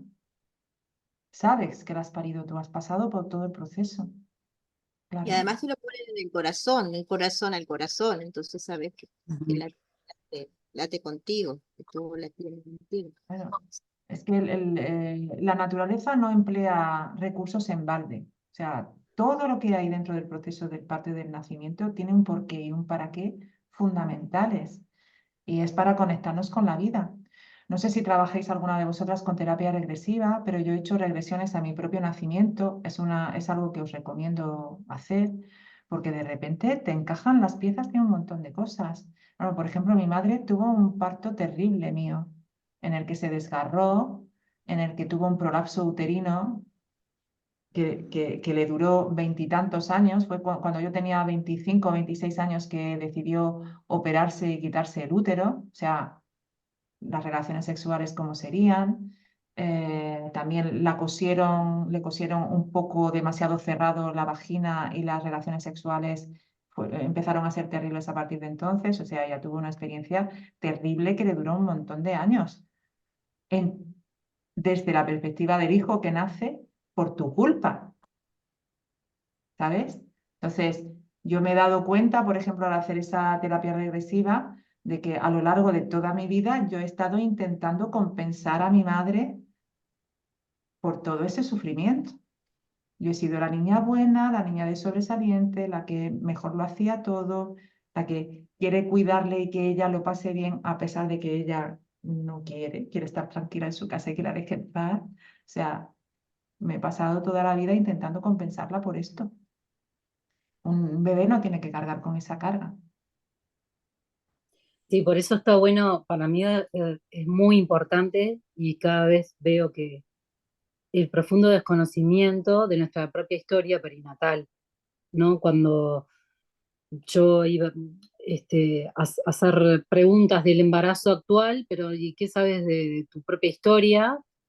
Eh, y quedaba un vacío en la mayoría de las historias clínicas que empezaba con respecto a que no sabe, desconoce. Solamente me decían si nació en parto natural o cesárea, pero no podíamos reconstruir qué había pasado desde ahí, qué había pasado antes, qué situaciones de estrés podía haber acompañado a a la mamá durante la gestación, si fue hiper buscada la gestación o no, y por qué causas, o sea, razón de qué. O sea, todo eso como en unas incógnitas impresionantes, y cuando las mujeres se iban a tratar de investigar y preguntar, lo que encontraban eran como, en varias experiencias, eran distintas cosas muy entreveradas temporalmente, por, por, creo que responden a diversas causas eso, ¿no? Pero como que no coincidían los datos, o sea, tenemos retazos de historia, porque lo que me dijo mi abuela fue no sé qué, pero mi padre dijo no sé qué cosa, mi madre dijo, pero para acá, esto pasó cuando tenías un año de vida o en realidad casi un año y medio, porque no es lo mismo. Bueno, no sabemos, pero que estamos hablando que tuviste tres meses internada y no sabemos si quedaste internada cuando eras bebé, cuando ya estabas en la casa. Y bueno, todos como lagunas de retazos de información y de secretos familiares también, ¿no? En todas estas historias. Siempre como que la parte transgeneracional y todo esto, a veces los secretos vienen por el lado también de las gestaciones y de las pérdidas y bueno, etcétera. Otra de las cosas que me parece como eso, me parece como re importante, ¿no? Todos deberíamos tener derecho a saber o a tener la mayor construcción posible de ¿no? de cómo llegamos al mundo desde antes y no que te empiezan las gráficas, como también trabajando con niños, me empiezan bueno, vamos a hacer la línea de vida. Está bárbaro. ¿A partir de cuándo? Ponele, y bueno, de lo que me acuerdo, y a partir de los 5. Está, y para atrás, nada, ¿no? O bueno, poca cosa. Trabajando mucho con adolescentes, ¿no? Como que está, no tenemos, no empezó ahí la historia de vida, ¿no? Eso me parece muy importante, todo ese resateo de la biografía propia. Y después, por otro lado, que uno la construye con relatos, ¿no? O sea, historias que me contaron que yo viví o que hice, que no tampoco sabemos si son tan así, porque están vividas, es la experiencia vivida y el relato, ¿no? Eh, y después lo otro que me parece como muy importante es en las cuestiones que nosotros trabajamos mucho, los psicólogos, con la palabra, y darle con la palabra, la palabra, la palabra. Yo cada vez estoy también como en esa mixtura de todo lo que permite, también por mi formación más de psicodramatista, lo corporal, o sea, el cuerpo, ¿no? Lo que es la fenomenología de la percepción de Merleau-Ponty, que digo, que me parece un referente muy difícil, pero sí que tiene que ver con esto del movimiento y el cuerpo, como, y que a veces la palabra no alcanza, o sea, hay que ir por otro camino, como puede ser la respiración, o puede ser el esto de las sensaciones en el cuerpo, y que la gente no sabe decir, no sé, pero es muy fuerte no saber qué se siente corporalmente, que no es, Claro, es la sensación, no estoy hablando del sentir, estoy hablando de la sí. sensación. Mira, pues también esas sensaciones físicas en muchas ocasiones vienen de la propia experiencia eh, de tu propio nacimiento. Vosotras que sois psicólogas, cuando os encontréis a ese tipo de personas, os invito a que le hagáis la siguiente pregunta, que es ¿cómo fue su parto? O sea, ¿cómo fue su nacimiento? Y sobre todo el tiempo de después, porque yo me he encontrado a muchas personas de estas que les cuesta que las toquen, que les hagan un masaje, que no les cuesta, que a lo mejor la única persona a la que le permiten contacto físico es a su pareja, ¿no? Que no tienen sensaciones físicas o que aguantan un montón de dolor, ¿sabes? Que les duele, yo qué sé, tienen dolor de ciática y no van al médico hasta que ya están destrozados, cosas así. ¿Cómo fue su experiencia de nacimiento? Porque yo me he encontrado que suelen ser niños a los que se les separó de la madre al nacer, que han llorado probablemente y su único mecanismo de defensa al ver que no se les atendía y que no es desconectarse de su propio cuerpo y del sufrimiento. Irse a algún lugar de su psique en el que pudiesen recordar el útero materno y no estar en el momento presente. Y esto enlaza con los TDAHs. Imagino que conocéis que hay una relación entre el TDAH y los TEAs con la experiencia de parto y nacimiento. El no puedo soportar el momento presente porque me causa un montón de dolor o de incomodidad y me voy. ¿A dónde me voy? Adentro de mi cabeza. Y esto es muy típico de los niños que en clase no paran quietos o que no se pueden concentrar. Se paró de la regla y todo. En cuanto al niño lo colocas en una situación que le resulta incómoda, en el que le están contando cosas que no le interesan para nada porque no tienen nada que ver con él, y esto es muy frecuente en la educación, este niño se evade, se va, tiene déficit de atención. Tiene déficit de atención, claro, por dos motivos. Uno, pregúntate cómo fue su experiencia de nacimiento. Segunda, pregúntate qué le estás dando a este chiquillo, ¿no? Y yo creo que precisamente ahora hay muchos niños así que nos van a hacer cambiar el modo en que educamos. O sea, los niños ahora mismo necesitan otro tipo de educación, no esta educación que se creó hace 200 años para enseñar a la gente a apretar tornillos en una fábrica, ¿sabes? En las que estamos inmovilizados. Y esto también tiene que ver con el parto. O sea, a las niñas se les pide estar entre 6 y 8 horas sentadas en una silla. Por Dios, Es ¿cómo está pila. claro, cómo está tu pelvis, cómo está tu útero, cómo está tu cuerpo, utilizando solamente la cabeza? Y parimos con el cuerpo. Y vuelve a ser otra vez la desconexión del útero. Y fijaos, cuando quieres domesticar a un animal salvaje, ¿qué es lo más fácil? Castrarlo. Le quitas, le quitas los testículos a un toro y se convierte en un buey de carga. Ya no tiene ese impulso de vida. Pues lo mismo nos pasa a través de la falta de movimiento de los niños en el colegio, tanto niños como niñas, es una manera de castrar. Y a las niñas además nos castran porque nos eliminan del lenguaje Lo que todo pasa lo que que tenemos también es dentro. una forma de no reconocer lo que la naturaleza de la infancia, ¿no? Como que es poner en un lugar a la infancia donde su naturaleza es de conocimiento, es de la libertad del movimiento, más allá de los déficits de atención y de todo, no puede ser que,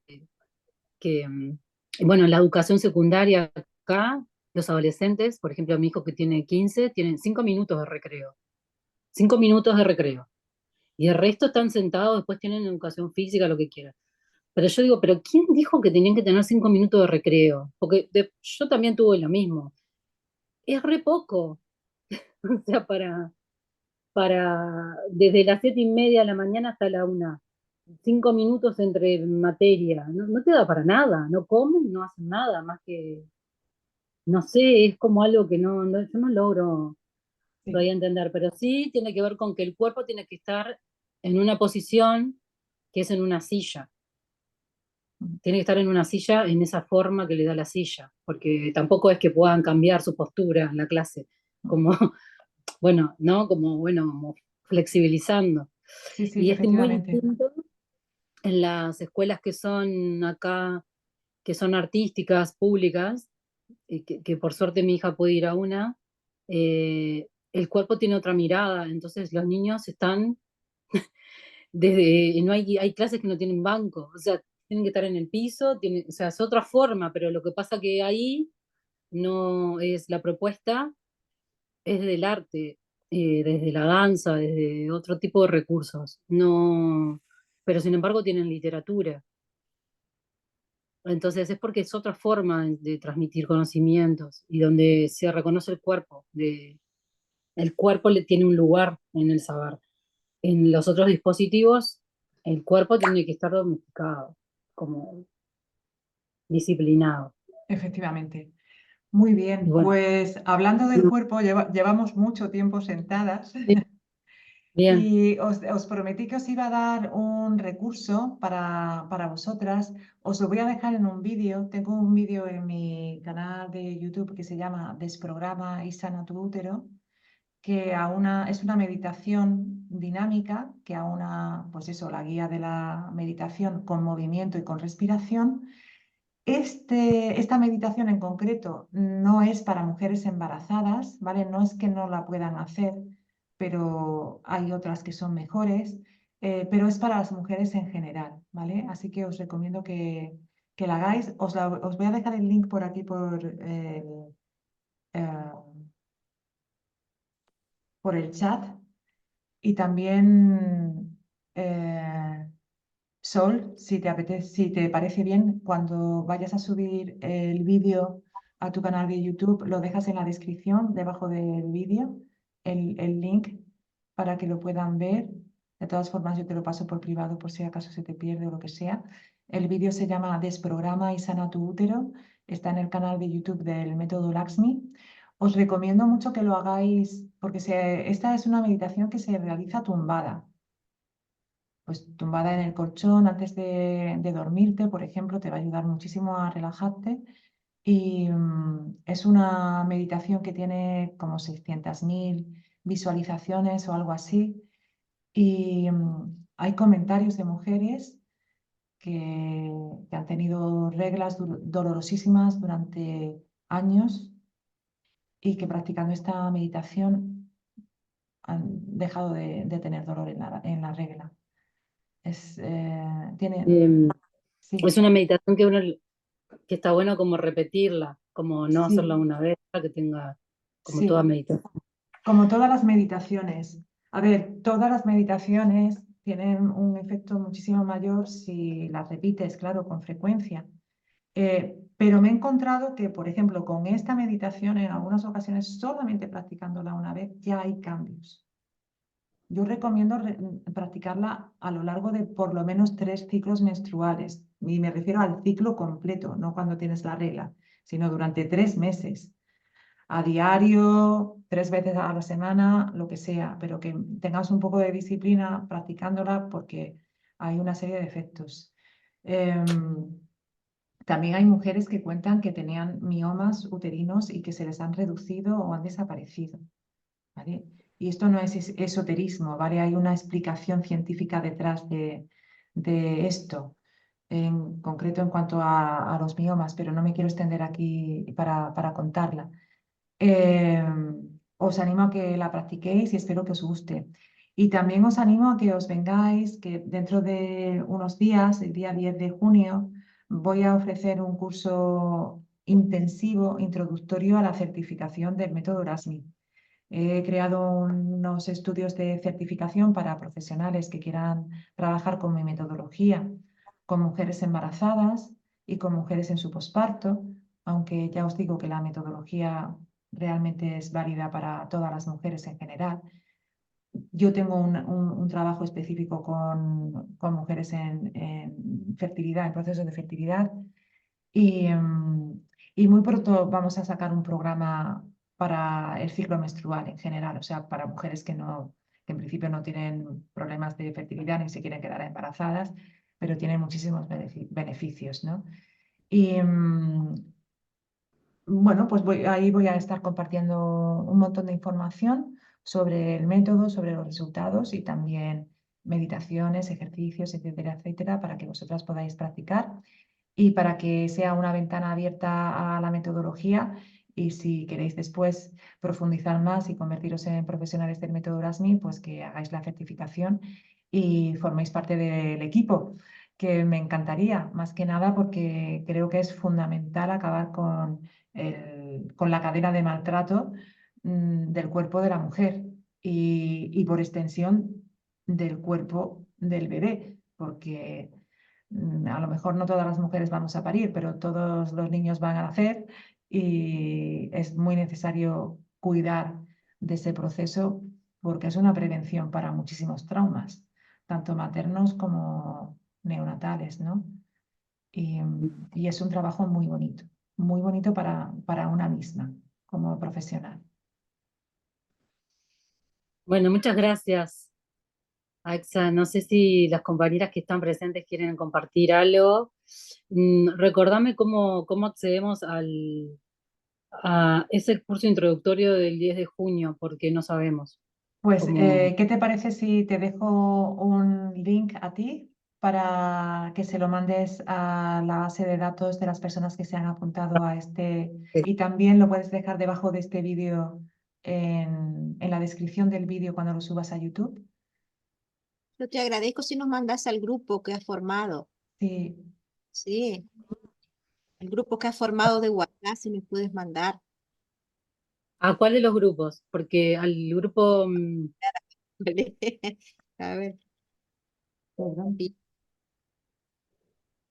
uno que tiene el logo del bebé, sí, ese mismo, sí. está, lo paso ahí. Un Euraíz creo que es. Sí, No lo ahí. encuentro ahora, pero es ese, sí. Va, ahí pasó también el link y todo. Perfecto. No Yo sé quería si. Sí. agradecerles a Aisha y a ti también, Sol, por este momento, este intercambio, que sin dudas que suma un montón, ya sea en la experiencia personal, que en mi caso fue más por el lado del embarazo, que me conecté y quise escuchar todo esto que compartieron, y también el lado profesional, pero muchas gracias. Y me parece muy interesante y que realmente vale la pena acercarse a este tipo de información. Hoy en día hay tanta información por redes sociales, estamos bombardeados de tantos lados que hay cosas que se pasan por alto y esto es realmente importante. Así que es cuestión de ponerlo en práctica y llevarlo adelante. Así que muchas gracias. Gracias, Flavia. Muchas gracias, Flavia. Mira, a ti, ahora que estás ya muy avanzada en tu embarazo, sí que te va a venir bien esta meditación, ¿eh? Aunque no es para mujeres embarazadas, pero para el parto te va a venir fenomenal. Así Ah, que bien, la es puedo una implementar. herramienta, la puedes practicar ya. De hecho, te recomiendo que la practiques todos los días hasta el día de tu parto, pues te va a venir Bien, fenomenal. gracias. Bueno, yo agradecer, por supuesto, me sumo a los agradecimientos, me sumo a las pequeñas sanaciones que uno ha tenido en tu aprendizaje, en el caso de este acá también. Y bueno, y a Flavia desearle lo mejor del parto, mayor cantidad de orgasmo, todos. Muchas gracias, Silvia. Me quedo con eso. Después me los escribe si tienes ganas, porque nunca voy a poder vivirlo. Bueno, Silvia, qué y me, bien, qué me bien. gusta como trabajarlo desde también las mujeres que ya no tenemos la regla, ¿no? Que también ahí, ¿no? También desde ahí, ¿sí? Y no para mí, digo, para todas las que Sí, sí. Sí, por la salud sexual no reproductiva, totalmente ¿no? por ahí, totalmente por ahí. De esto de que no salimos del mercado, que no estamos, ¿no? Como mercancía que no servimos, no sé, ¿no? Sí, Es Bien. una pena. Lo de las mujeres pasada la menopausia es curioso porque en otras culturas las mujeres mayores eran veneradas y nosotras ahora ya somos como apartadas del sistema, justo en el momento en el que tenemos más que dar a la sociedad. Entonces, te iba a decir, Silvia, que, bueno, por supuesto, para la menopausia es maravilloso este trabajo corporal y de meditación. Y a las mujeres a las que tú atiendes les vendría tan bien esto para Sí. reconciliarse con sus cuerpos. ¡Guau! Sería maravilloso. Sí, porque Ujú. además casi siempre más duele en la adolescencia, ¿no? Eso de rechazarse su cuerpo porque han vivido episodios de abuso continuo, no quieren su cuerpo, no quieren saber ni qué lo que tienen. Yo les propongo el ejercicio de poner un espejo, ¿no? En su vagina en su casa y no quieren saber de nada. Claro que no. Y no en su vagina, perdón, que miren hacia qué es lo que tienen, no qué es lo que ven, si se han bañado, si han observado, no, ni Ujú. siquiera dejan correr la mano por ahí, ni, ¿no? Es complejo y hermoso poder que despierten, ¿no? Despierten a su existencia de cuerpo femenino. Sí, es que con esas mujeres hay que hacer un trabajo previo antes de que se apoderen de su propio cuerpo, porque se lo han robado en tantísimas ocasiones. Mm. Es Pero bueno, terrible está esto. bueno que puedas compartir este link, esta meditación que pasó Axia, y como estamos en el grupo de WhatsApp, poder devolverme algo a ver qué pasó. O sea, Sí, podemos probar eh, qué pasa con esa población frente a esto, porque es por otro lado el recurso. sí. Eso, Además, tiene esta combinación de consumo y maternidad y no querer ser madre o querer ser o no haber llegado las semanas al IVE, ¿no? A la interrupción voluntaria del embarazo en Uruguay, por ley, ¿no? Que son 12 semanas y a veces por violación pueden ser hasta 14 o si se judicializa, queda por la justicia, puede pasar cada 14 semanas, y bueno, es todo un tema eso. Es un Sí, bueno, tema. pero probá a ver qué te dicen, qué te devuelven. bien. Si tenés forma Bien, también de hacerlo grupal, las podés juntar bien. para hacer esa meditación y a ver qué retorno hay. En A vez ver qué de... retorno hay. Sumar con Sí, la partera. Me voy a sumar con la partera en todas las disciplinas, interdisciplina, multidisciplina. Me voy a conversar con las parteras que tengo en las dos policlínicas, tres. Las parteras que van al mismo horario que yo, que me derivan, o sea, derivan. Y después la doctora de adolescentes que deriva también. invítalas al curso. Ah, Porque algunas veces la gente siente como rechazo a la meditación si no estás muy en este mundo, ¿sabes? Sin embargo, el movimiento es otra cosa, es más sencillo. Prueba, o sea, puede que sean prejuicios míos. A claro. lo mejor conectan con ella y les gusta y sienten que van con ella. A ver qué pasa. Hagamos el experimento.